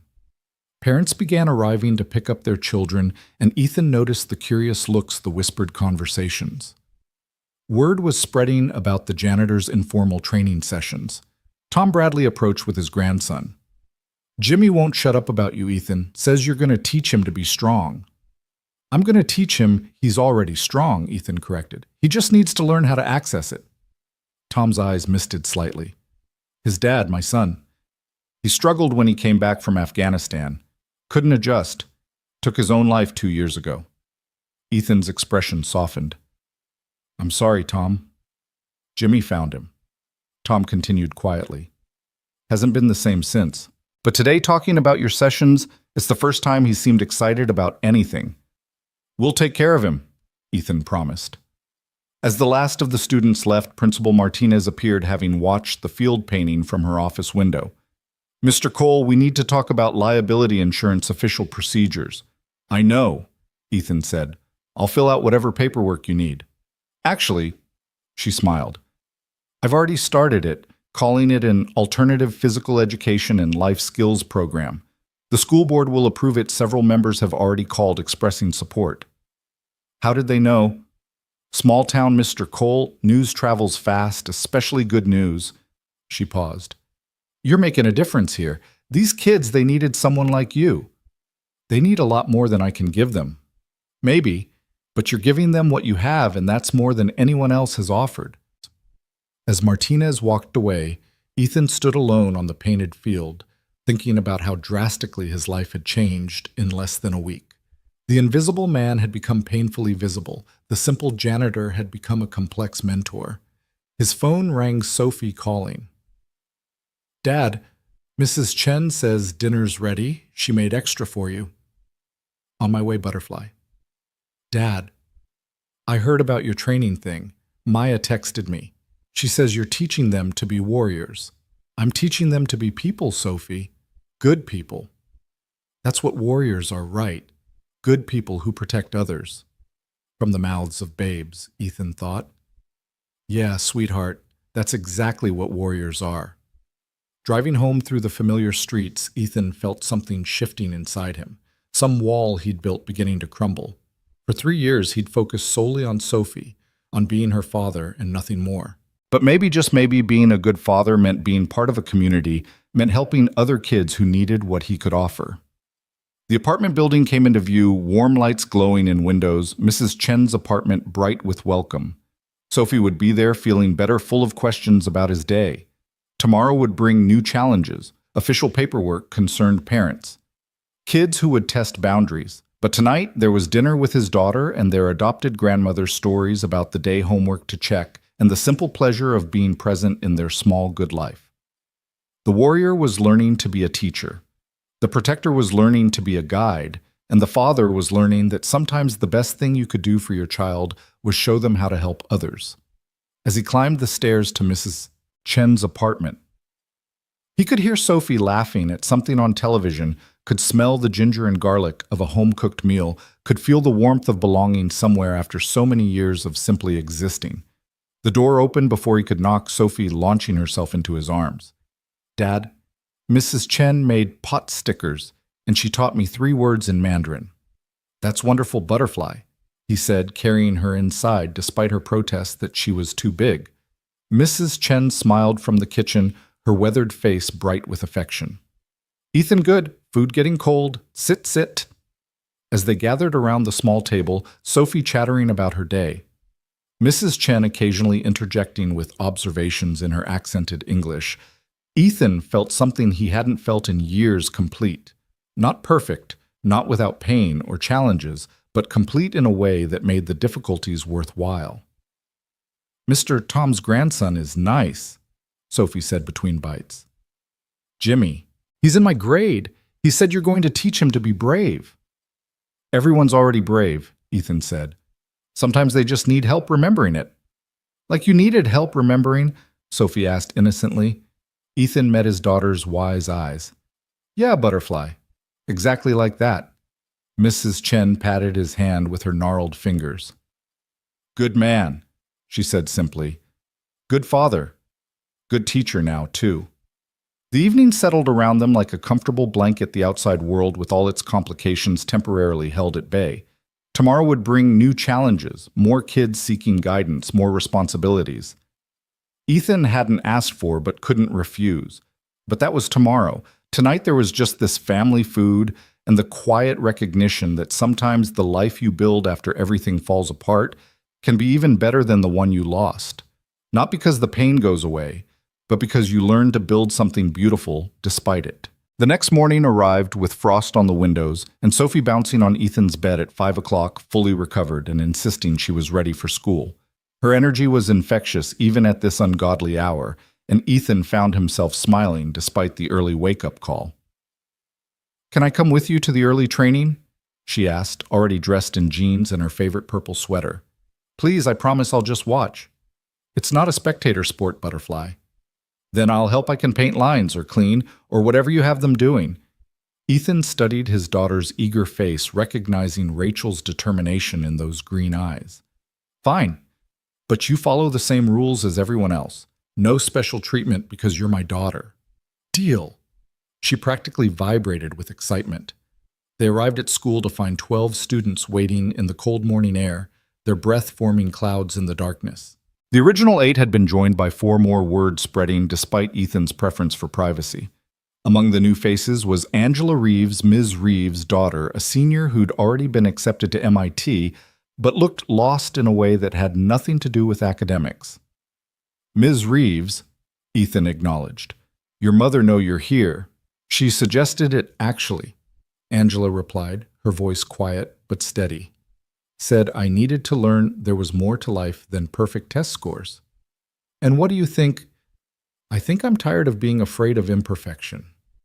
Sophie stood slightly behind Ethan, suddenly shy in the presence of the older students, but Jennifer Morrison noticed her immediately.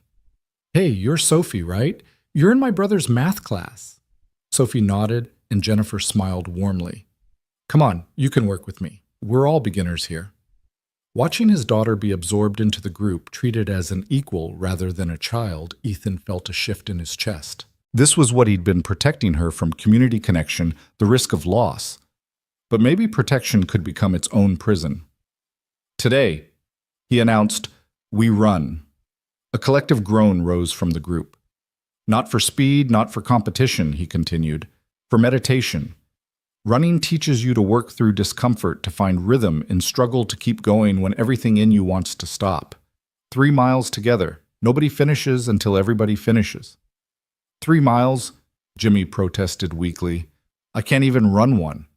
Then we'll walk when you need to walk, Marcus said, surprising everyone. Like Mr. Cole said, we all finish together. They set off in the pre-dawn darkness, a raggedy line of teenagers and one 9-year-old, their footsteps echoing off the empty streets around the school. Ethan ran at the back, watching, evaluating, noting who helped whom without being asked. Derek naturally fell into pace with his sister. The Sato twins flanked Jimmy when he struggled.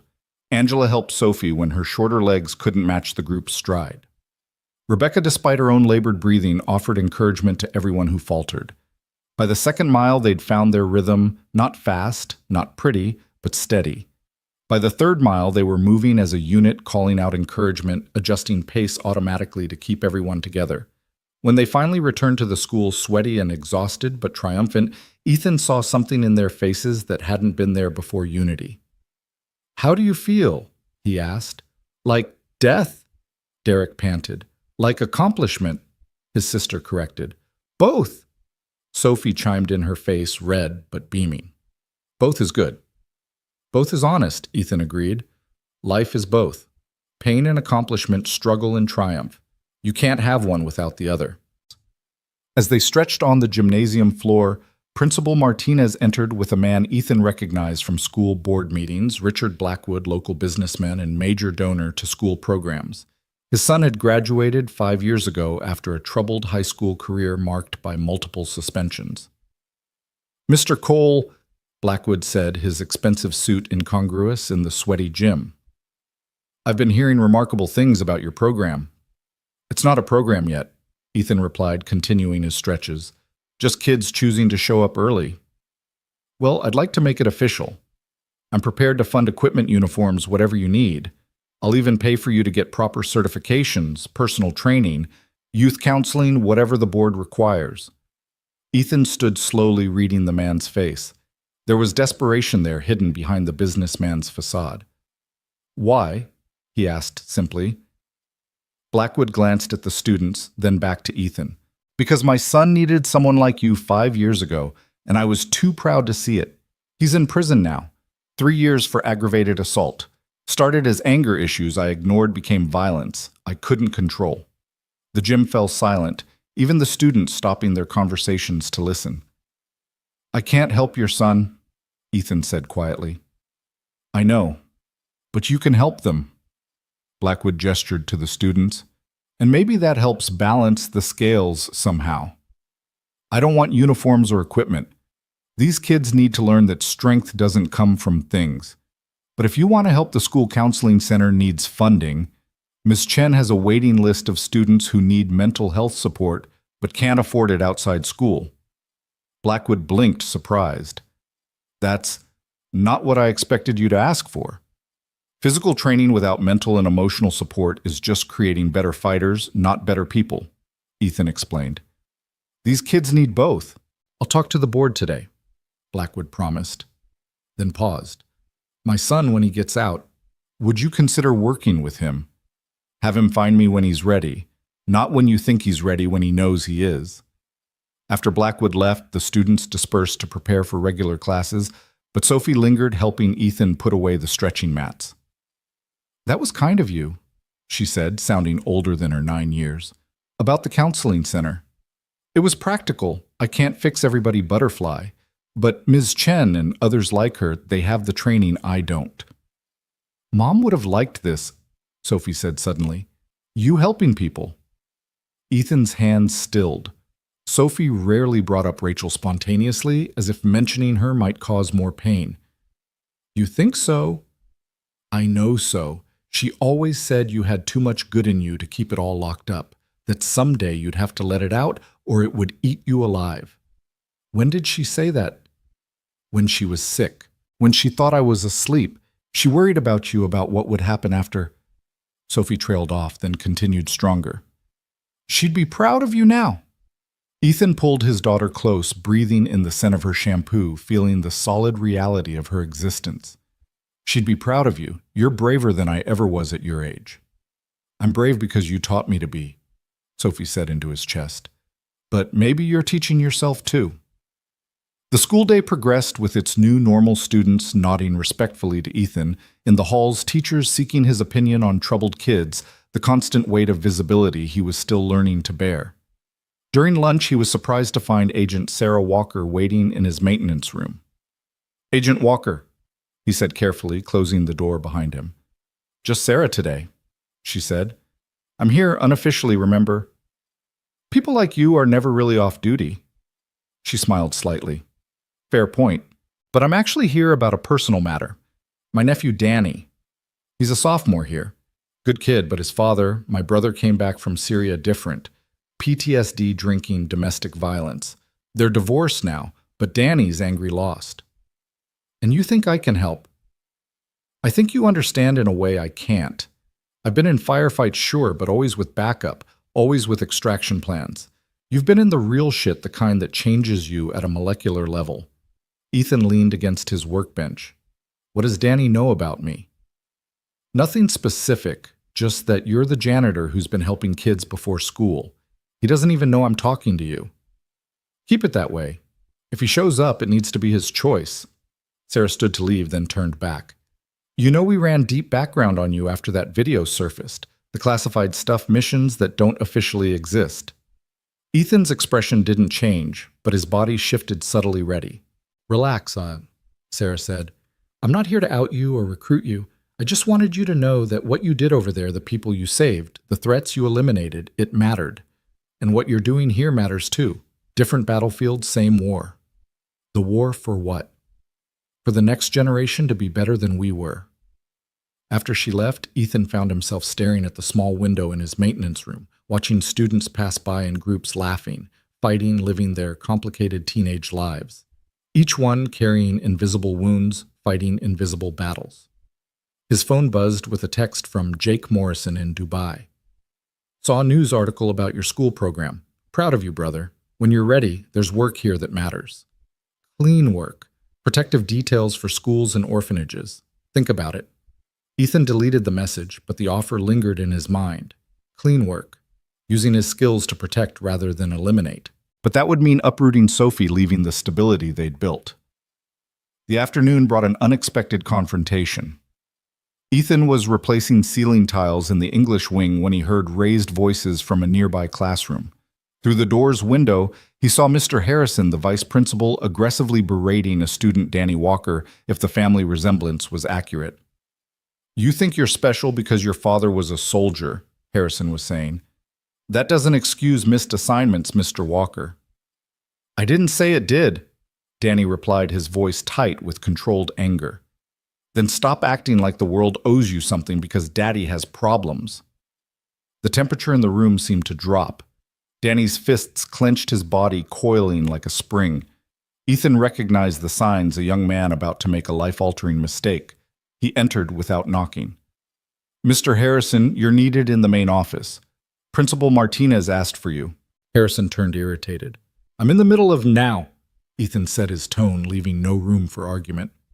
Something in Ethan's expression must have penetrated Harrison's bluster because he left muttering about maintenance staff overstepping boundaries. Danny remained frozen, trembling with suppressed rage. "You want to hit something," Ethan observed. "He doesn't know anything about my father, about what he's been through." "No, he doesn't. Harrison's an ass who thinks proximity to power makes him powerful, but putting him through that window wouldn't change that." Danny laughed bitterly. "Would feel good, though." "For about 30 seconds. Then there's assault charges, expulsion, your mom crying, your aunt disappointed. That worth 30 seconds of satisfaction. You're the janitor who fought those twins. I defended myself when challenged. Different thing entirely." Danny studied him with eyes that had seen too much for his 15 years. "My dad used to say violence was sometimes the only answer. Your dad's not wrong. Sometimes it is. But 99% of the time it's not, and wisdom is knowing the difference." "How do you know about my dad?" "I don't, but I know that look in your eyes. Saw it in the mirror for years." Danny was quiet for a moment. "The morning training sessions, are they real or just more bullshit adult supervision?" "Show up tomorrow and find out. 5:30 Souths. 5:40. Bring running shoes." That evening, Ethan found himself in Principal Martinez's office with Sarah Chen, the counselor, and surprisingly, Dr. Hiroshi Sato. "Thank you for coming, Mr. Cole," Martinez began. "We've been discussing your informal program and how to best support it." "I've drafted a proposal," Sarah Chen said, sliding a document across the desk. "Official after-school program 3 days a week with optional morning sessions. You'd be a contracted instructor, not replacing your current position but supplementing it." "The pay is minimal," Martinez added apologetically. "I don't care about the pay," Ethan said, reviewing the document. "But I want autonomy. No curriculum imposed, no mandatory participation, no competitions or exhibitions." "Agreed," Martinez said quickly. "Though the board will want some metrics, some way to measure success." "Success is kids not ending up in jail or dead," Ethan said bluntly. "Success is them learning to control their anger instead of letting it control them. How do you measure that in a spreadsheet?" "Attendance records, academic improvement, disciplinary incidents," Dr. Sato suggested. "I've been researching similar programs. The quantifiable benefits usually show within 3 months. And I'd like to volunteer," he continued. "Professional psychological support for participants who need it. Pro bono." Ethan looked at him suspiciously. "Why? Because my sons have changed more in 3 days with you than in 17 years with me. Because I spent so much time teaching them to win that I forgot to teach them to be human. You're doing what I should have done." "We all do what we can with what we know at the time," Ethan said. "Your sons are good kids. They just needed different lessons." "Which you're providing," Martinez interjected. Mr. Cole, the board meets Thursday. I need you to present the program to them. Nothing fancy, just explain what you're doing and why. I don't do presentations. Then just talk. Tell them what you told Mr. Blackwood this morning. Several board members were very impressed with your request for counseling funds instead of equipment.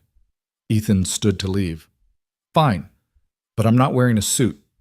Wouldn't dream of asking. Martinez smiled. Walking back to his maintenance room, Ethan found Sophie waiting with her homework spread across his workbench. Mrs. Chen had to go to a doctor's appointment, she explained.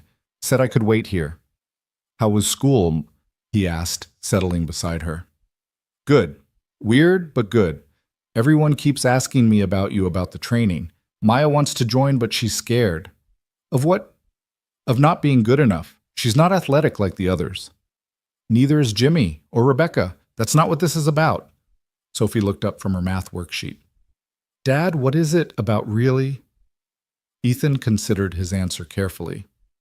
It's about learning that strength isn't about being the toughest or the fastest. It's about showing up when showing up is hard. It's about helping others when you can barely help yourself. It's about choosing to build instead of break. Is that what the Marines taught you? No. The Marines taught me to fight. Your mother taught me why fighting isn't always the answer. This program, these kids, it's me trying to pass on both lessons. Sophie returned to her homework, but Ethan caught her small smile. They worked in comfortable silence, father and daughter. Until Sophie asked, "Can Mom see us?" What we're doing now? It was an old question, one she'd asked repeatedly in the months after Rachel's death, but she hadn't asked in over a year. I don't know, Butterfly. I hope so. I think she can, and I think she's happy. We're helping people like she always did. Rachel had been a pediatric nurse, spending her days caring for sick children, coming home exhausted but fulfilled. Even during her own illness, she'd worried more about her young patients than herself. We're trying, Ethan said softly. That's all anyone can do, right? Try. Yes, sweetheart, that's all anyone can do. The Thursday board meeting arrived gray and rainy, matching Ethan's mood. He stood outside the district office watching parents and administrators file in, wondering how he'd ended up here. 3 weeks ago, he'd been invisible. Now he was about to present to people who controlled the school's budget and policies. Mr. Cole? He turned to find Rebecca Hayes with her mother, a thin woman with suspicious eyes and defensive posture. Mrs. Hayes, Ethan acknowledged. Mr. Cole, she replied stiffly. Rebecca insists on attending your program. I wanted to meet you first. Understandable. I've heard stories about your past, about violence. Mom, Rebecca protested. It's fine. Ethan told the girl, then addressed her mother. You're right to be cautious. I've been in violent situations. I've done things in service to my country that I'll carry forever. But that's exactly why I can teach these kids alternatives to violence. Or you could be teaching them to be more effective at it. I could, Ethan agreed, surprising her. But I'm not. Ask your daughter what we did this morning. We painted the handicapped parking spaces, Rebecca said quickly. Mr. Cole said service to those who need help is the highest form of strength. Mrs. Hayes studied Ethan's face. Rebecca's afraid of everything. Always has been. You think you can change that? No, but I can teach her that courage isn't the absence of fear, it's action despite fear. I still don't trust you. Good. You shouldn't trust anyone with your child until they've earned it. Come watch a session. See for yourself. Mrs. Hayes nodded slowly, then led Rebecca into the building. The girl looked back, mouthing, "Thank you," before disappearing inside. The meeting room was packed. Board members, parents, teachers, and surprisingly several students, including his morning group. Sophie sat with Mrs. Chen in the front row, beaming with pride. Principal Martinez introduced him simply. Mr. Cole has been working with students before and after school teaching what he calls life skills. He's here to formalize the program. Ethan stood feeling the weight of expectations. He'd briefed presidents and generals, but somehow facing these parents felt more daunting. I'm not a teacher, he began. I'm not a counselor or coach. I'm a janitor who knows what it's like to be angry, lost, and looking for purpose. 3 weeks ago, I was challenged to a fight by 2 students who thought strength meant domination. Instead of fighting, I showed them that real strength is restraint. He looked at the Sato twins, who nodded encouragingly.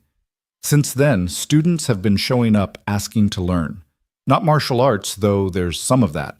They want to learn how to control their anger, how to channel their fear, how to be better than their worst impulses. What qualifies you to teach this? A board member asked. 8 years in the Marines, including combat deployments. More importantly, 3 years raising my daughter alone after losing my wife.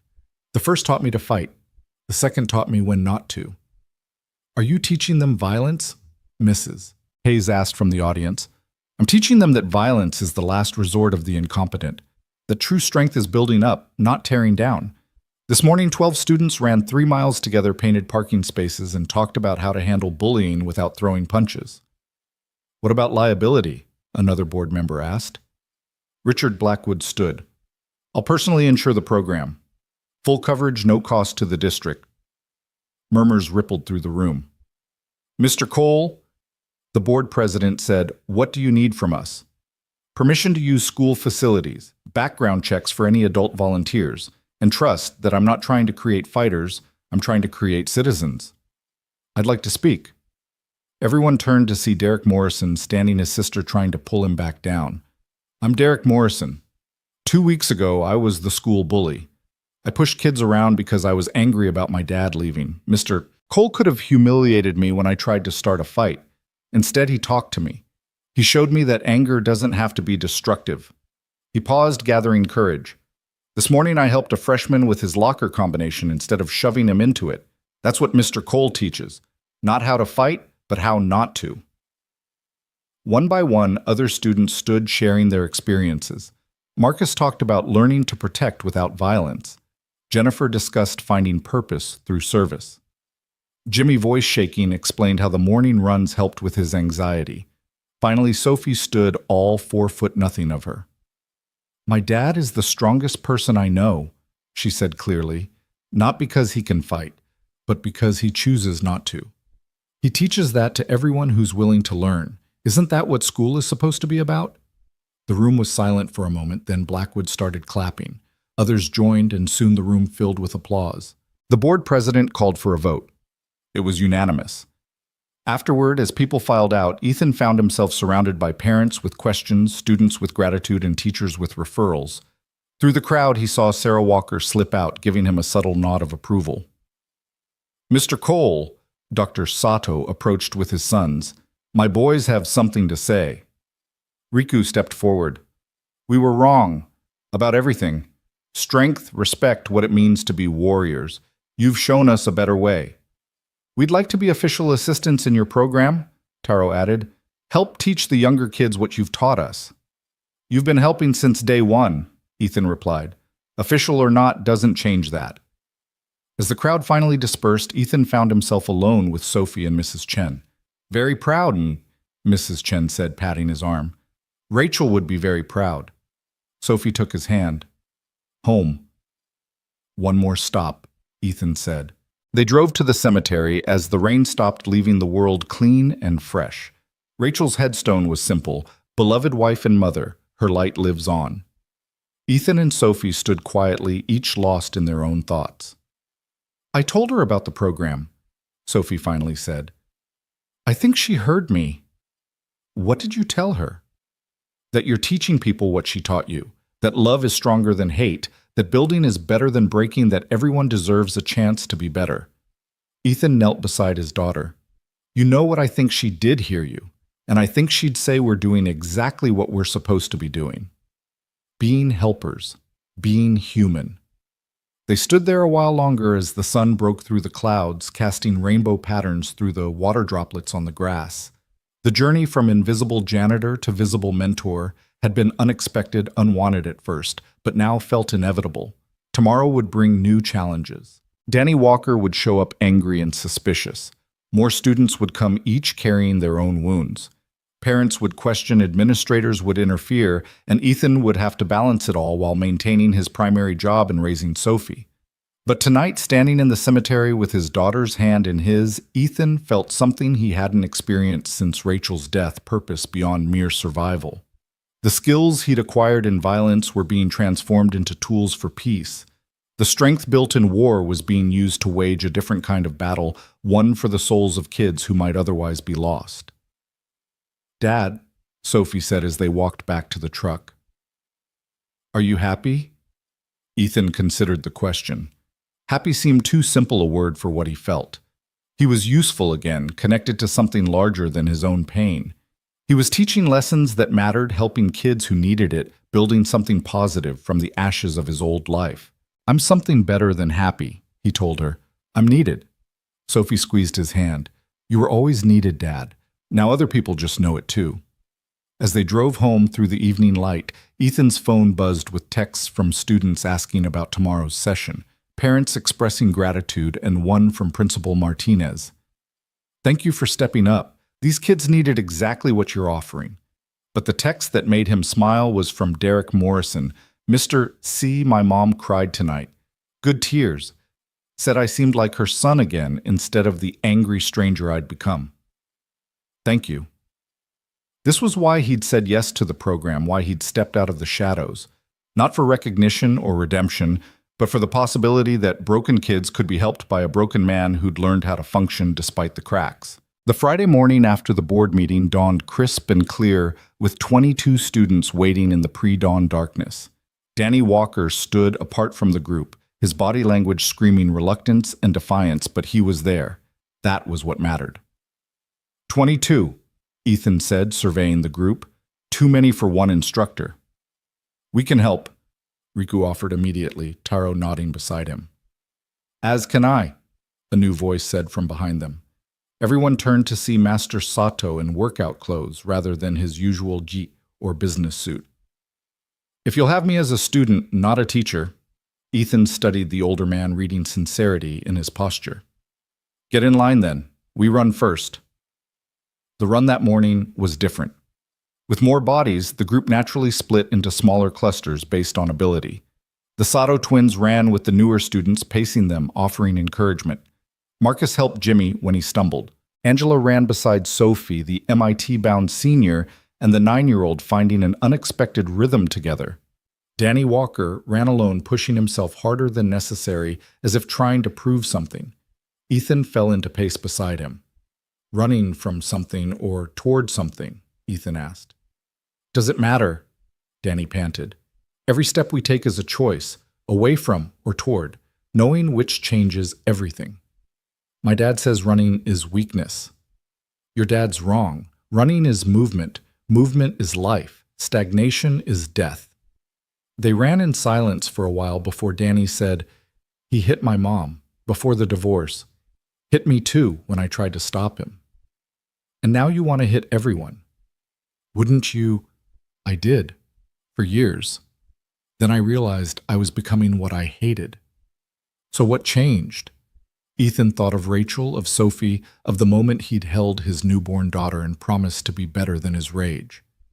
"I found something worth building instead of breaking."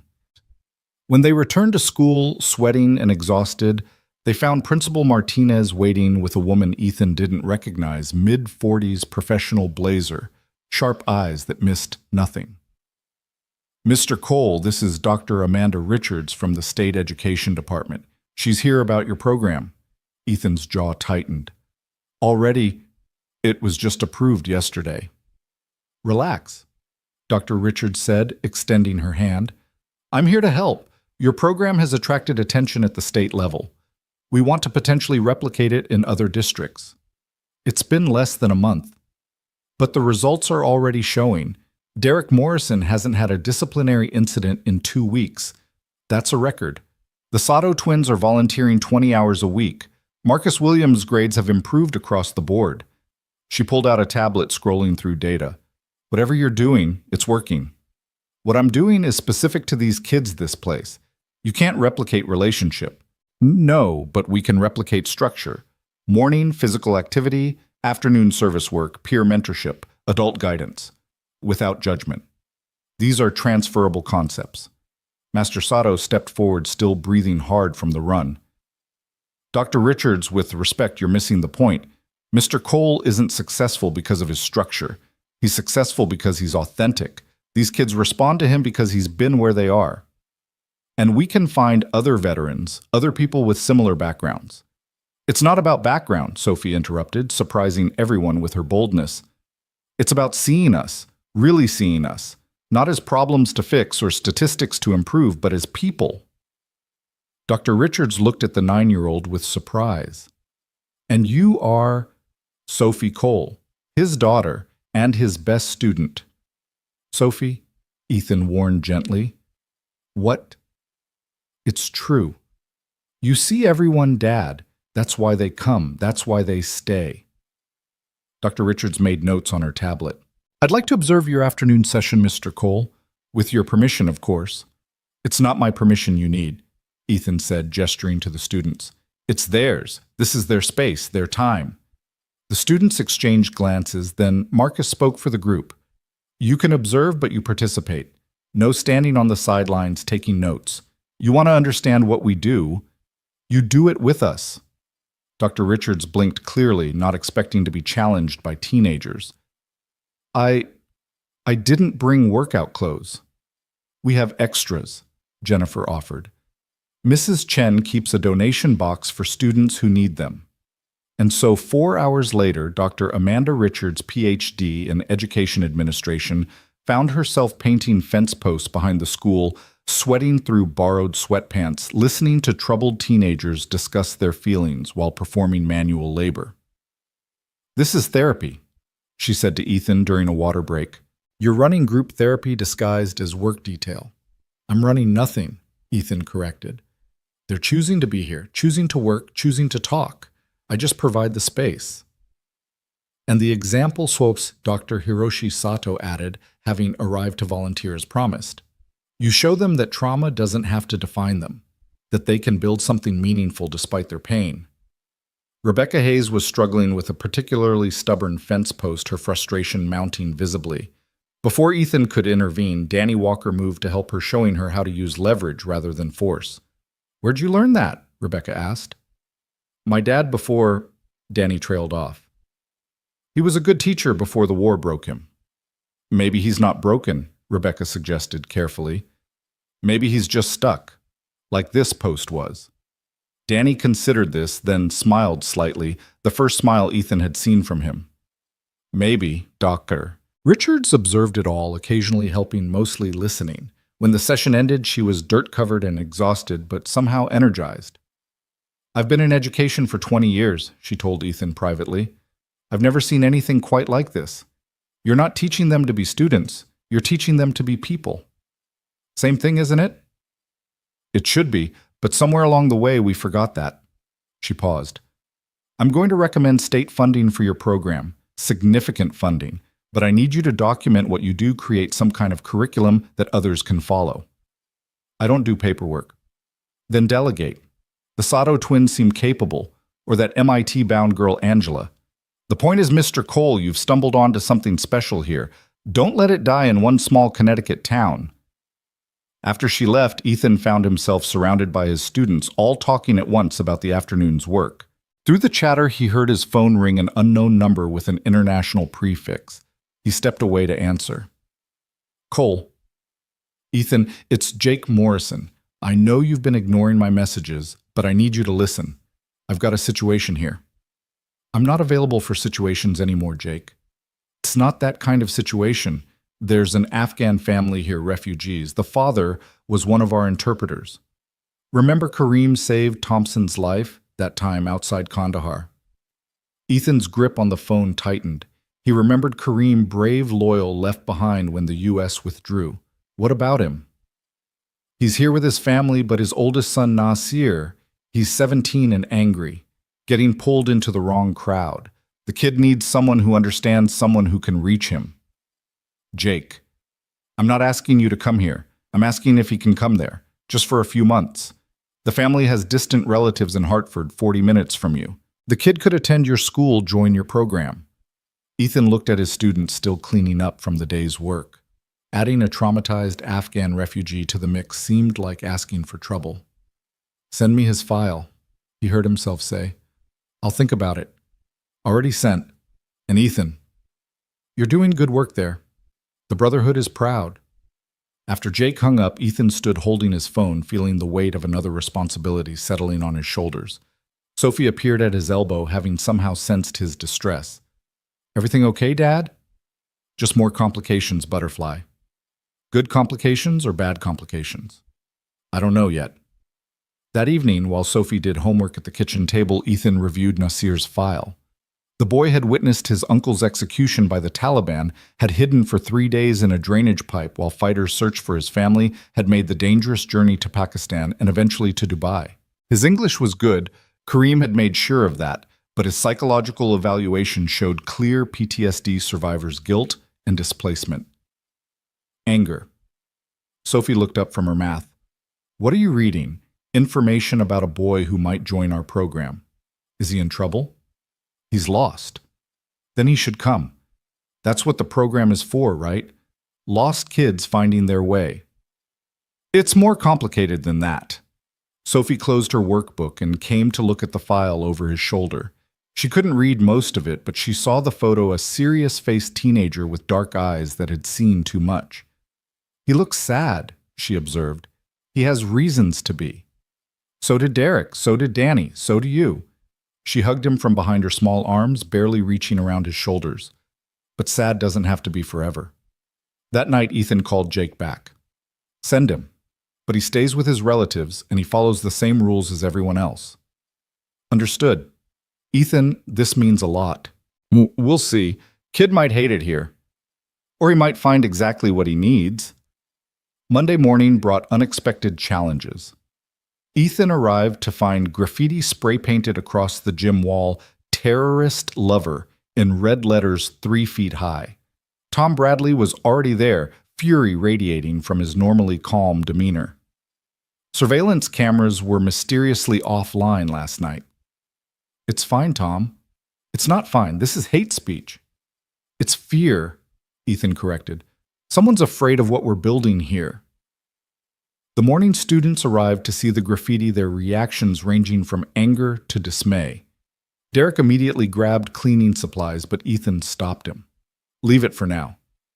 "But Mr. Cole," "Let everyone see it. Let them see what fear looks like when it's painted on a wall. Then we'll clean it together publicly during lunch when everyone can watch."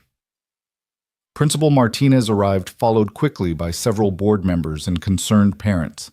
The graffiti had already been photographed and shared on social media. "We need to address this immediately," Martinez said.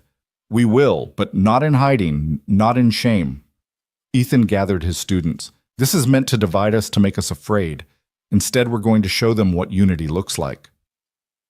At lunch, when the cafeteria was fullest, Ethan led his entire group outside with cleaning supplies. But instead of just cleaning, they turned it into an event. Someone started playing music from a portable speaker. Students who weren't part of the program joined in. Teachers abandoned their lunch breaks to help. Within an hour, the wall was clean, but more importantly, a crowd of over 200 students and staff had participated.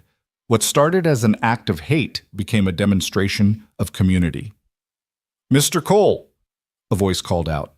He turned to find a young man in Army fatigues, Private First Class Tyler Williams, Marcus's older brother, home on emergency leave. "PFC Williams," Ethan said automatically, straightening slightly. Tyler saluted, which Ethan returned reflexively. "Master Sergeant, I had to come thank you personally for what you're doing for Marcus." "I'm not a Master Sergeant anymore, just a janitor." "With respect, sir, once a Marine, always a Marine." Tyler glanced at his brother, who was helping younger students with the cleaning. "He's different. Better. Mom says it's because of you." "It's because of him." "I just gave him space to figure things out." Tyler nodded, then lowered his voice. "I've got orders for Syria next month. Knowing someone like you is looking out for Marcus. It helps. He's looking out for himself and others now. That's the point." As the crowd dispersed, returning to classes, Danny Walker approached with unexpected news. "My dad wants to meet you." Ethan's expression remained neutral. "Why?" "My aunt, Agent Walker. She told him about the program. He's trying to get better. VA therapy and stuff. He said maybe talking to another vet would help." "What do you think?" Danny shrugged, but there was hope in his eyes. "Can't hurt, right? He's already at rock bottom." Have him come to tomorrow's afternoon session. He can observe. He wants to participate. Then he follows the same rules as everyone else. No special treatment, no war stories, no comparing scars. He works, he listens, he learns. That afternoon, Nasir arrived with his father Kareem, both looking overwhelmed by the American high school environment. Kareem had aged significantly since Ethan last saw him, stress etching deep lines into his face. "Ethan, my friend," Kareem said, gripping Ethan's hand with both of his. "You saved us again." "Jake saved you. I'm just providing an opportunity." Kareem turned to his son, speaking rapidly in Dari. Nasir responded sharply, clearly unhappy about the situation. "He doesn't want charity," and Kareem translated apologetically. Ethan addressed Nasir directly. "Good. I don't give charity. I give chances. You earn everything else." Nasir's English, when he finally spoke, was accented but clear. "They say you killed Taliban. Many Taliban. I killed enemies who threatened innocent people. Some were Taliban, some were others. My uncle, they killed him because he helped Americans, because he believed in something better." "And what do you believe in?" Nasir was quiet for a long moment. "Nothing anymore." "Then you'll fit right in. Half these kids believed in nothing when they started. Now they believe in each other." Sophie, who had been quietly observing, stepped forward. "I'm Sophie. You can sit with me at lunch if you want. I know what it's like to be new and scared." Nasir looked at the small girl with surprise. "I am not scared." "Everyone's scared," Sophie said matter-of-factly. "The brave ones just don't let it stop them." Tuesday's afternoon session was unusually tense. Staff Sergeant Robert Walker, retired, stood at the edge of the group, his body rigid with military bearing despite his obvious discomfort. His son Danny stayed as far from him as possible while remaining in the same area. "Mr. Walker," Ethan said by way of greeting. "Staff Sergeant Walker." The man corrected, then caught himself. "Sorry. Old habits. Just Walker here, or Robert if you prefer. Military ranks don't matter in this space." Walker nodded, his jaw working as he processed this. He was clearly a man used to hierarchy, to structure, to clear chains of command. "Today we're clearing the old garden behind the cafeteria," Ethan announced to the group. "It's been abandoned for years, but we're going to restore it. Make something grow where nothing has grown for a long time." The metaphor wasn't lost on anyone, especially not on Robert Walker, whose hands trembled slightly as he accepted work gloves from his son. For the first hour, father and son worked on opposite ends of the garden. But gradually the rhythm of shared labor began to break down barriers. When Robert struggled with a particularly deep-rooted weed, Danny silently appeared with a shovel. When Danny cut his hand on a hidden piece of glass, Robert wordlessly handed him his own bandana to wrap it. "This is what you do," Robert asked Ethan during a water break. "Manual labor and life lessons. This is how we start. Can't build anything on unstable ground." I tried to teach Danny discipline, structure, the same way the Army taught me. "And how did the Army teach you to deal with watching your friends die, with the guilt of surviving when better men didn't?" Robert's face went pale. "They didn't." "Exactly. So you came home with all that poison inside and nowhere to put it except into the people you loved most." "I never meant—" "None of us mean to, but impact matters more than intention." Ethan watched Danny helping Nasir understand instructions about fertilizer. "Your son is a good kid despite everything. That's on his mother and on him, not on you. But what happens next, that could be on you. I don't know how to fix what I broke. Start by not trying to fix it. Just be present. Do the work. Let him see you trying." By the session's end, Robert and Danny were working side by side, still not talking much, but occupying the same space without hostility. It was a start. Wednesday brought media attention. A local news crew arrived wanting to do a feature on the janitor who transforms troubled teens. Ethan refused to participate, but Principal Martinez convinced him to let them film the students with parental permission. "This could help other schools," she argued. "Other kids who need what you're offering." So Ethan watched from the shadows as his students were interviewed, each telling their story with surprising eloquence. Derek spoke about anger and learning to channel it. Jennifer discussed finding strength in service. Marcus talked about brotherhood and protecting others. Even Nasir in hesitant English shared his hope that America could be the fresh start his father promised. But it was Sophie who stole the show. "My dad thinks he's teaching them to be strong," she said to the camera. "But really, he's teaching them they already are strong. They just forgot, like he forgot until they reminded him." "What do you mean?" the reporter asked. "My dad came here to hide after my mom died. He thought being invisible would keep us safe. But these kids saw him, really saw him, and made him remember that hiding isn't living. So while he's saving them, they're saving him too. That's how it works. We save each other." Ethan had to step outside after hearing that, his chest tight with emotion. His 9-year-old daughter understood something it had taken him months to grasp. Tom Bradley found him sitting on the loading dock staring at nothing. "Kids," Tom said, settling beside him with a grunt. "They see everything, don't they? Too much sometimes. My grandson Jimmy, he's different since joining your program. Smiles more, has hope again. After his dad, I didn't think I'd see that again. He's doing the work himself. With your guidance. Ethan, what you've built here, I didn't build anything. It built itself. I just didn't get in the way." Tom chuckled. "Humility's good, but false humility is just another form of pride." Before Ethan could respond, his phone rang. Sarah Walker, the FBI agent. "Mr. Cole, we have a situation. There's been a credible threat made against the school, specifically mentioning your program and the Afghan student." Ethan's blood went cold. "How credible?" "Credible enough that we're taking it seriously. We'll have agents on site tomorrow, but I wanted you aware. Should we cancel the program?" "That's your call, but Mr. Cole giving in to fear lets them win." After she hung up, Ethan stood staring at the school building, weighing risks and responsibilities. Tom noticed his tension. "What's wrong?" "Trouble coming, maybe." "Need help?" "Maybe." Tom stood with difficulty, his bad knee protesting. "Whatever you need, you got it. These kids, this program, it's worth protecting." That evening, Ethan called a meeting with the core group, the original students who'd been there from the beginning. They gathered in his apartment, Sophie making everyone hot chocolate, while Ethan explained the situation. "So there might be danger?" Marcus asked. "There might be. Because of Nasir. Because of fear and hatred. Nasir's just an excuse." "Then we stand together," Derek said firmly. "All of us." "It's not that simple." "Yes, it is," Jennifer interrupted. "Mr. Cole, you taught us that standing up for what's right isn't about it being safe or easy. It's about it being right." "This is different. This could be actually dangerous." "So was my dad when he was drunk?" Danny said quietly. "So was Derek when he was angry.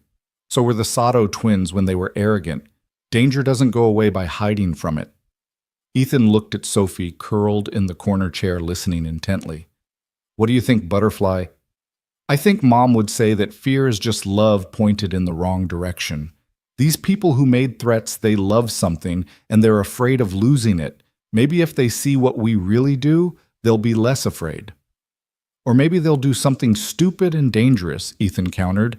"Maybe." Sophie agreed. "But isn't that always true? Every day could be dangerous. We still get up. We still try." Thursday morning arrived gray and tense. FBI agents in subtle positions around the school, local police more visible than usual. But at 5:40 a.m., 35 students showed up for morning training, the largest group yet. "You all know about the threat?" Ethan asked. They nodded. "And you came anyway?" "Together," Riku said, and the others echoed together.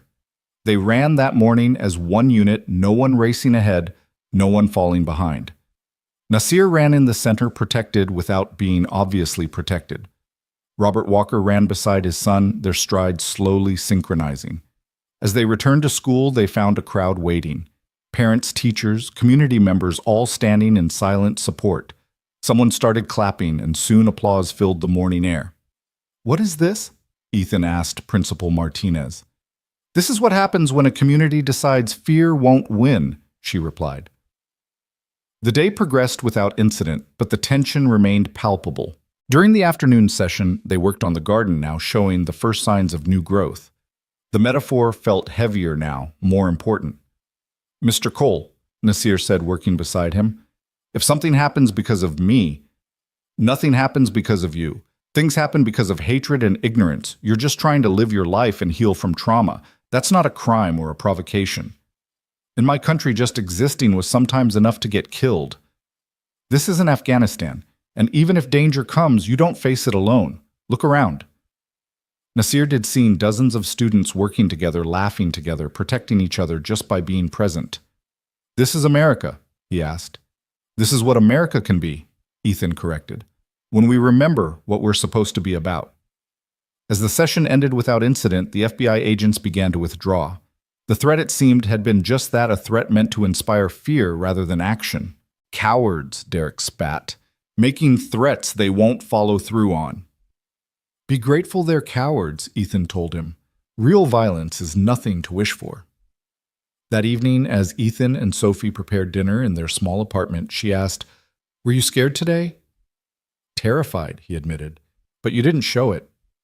Part of being a leader is carrying fear so others don't have to." "That sounds lonely." "It can be."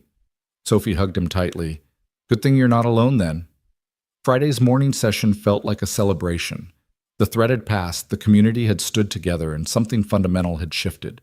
The program wasn't just about individual healing anymore, it was about collective strength. Dr. Richards returned this time with a camera crew and several state officials. "Mr. Cole, the governor, wants to fund programs like yours in every district. We need you to help train facilitators." "I told you this isn't reproducible. The specifics aren't," she agreed. "But the principles are. Physical activity, meaningful work, peer support, adult mentorship without judgment. These concepts can be adapted." "And what about when those programs face threats? When communities push back against helping troubled kids or refugees? Then they'll need leaders with courage. Like you." Ethan looked at his students, all listening to the conversation. "I'm not the leader here. They are. Each other's leaders, their own leaders. I just gave them space to discover that." "Then help us give other kids that same space." Before Ethan could respond, Master Sato stepped forward. "I'll help. My dojo has locations statewide. We can provide facilities trainers who understand Mr. Cole's methods." "As will I," Dr. Hiroshi Sato added, "psychological support for programs statewide." One by one, others offered resources. Robert Walker talked about connecting with veteran networks. Parents offered professional skills. Teachers volunteered time. "You see," Dr. Richards said to Ethan, "you started something that's become bigger than you. That's what real change looks like." As the morning session ended and students dispersed to regular classes, Ethan found himself standing with Sophie in the garden they'd restored.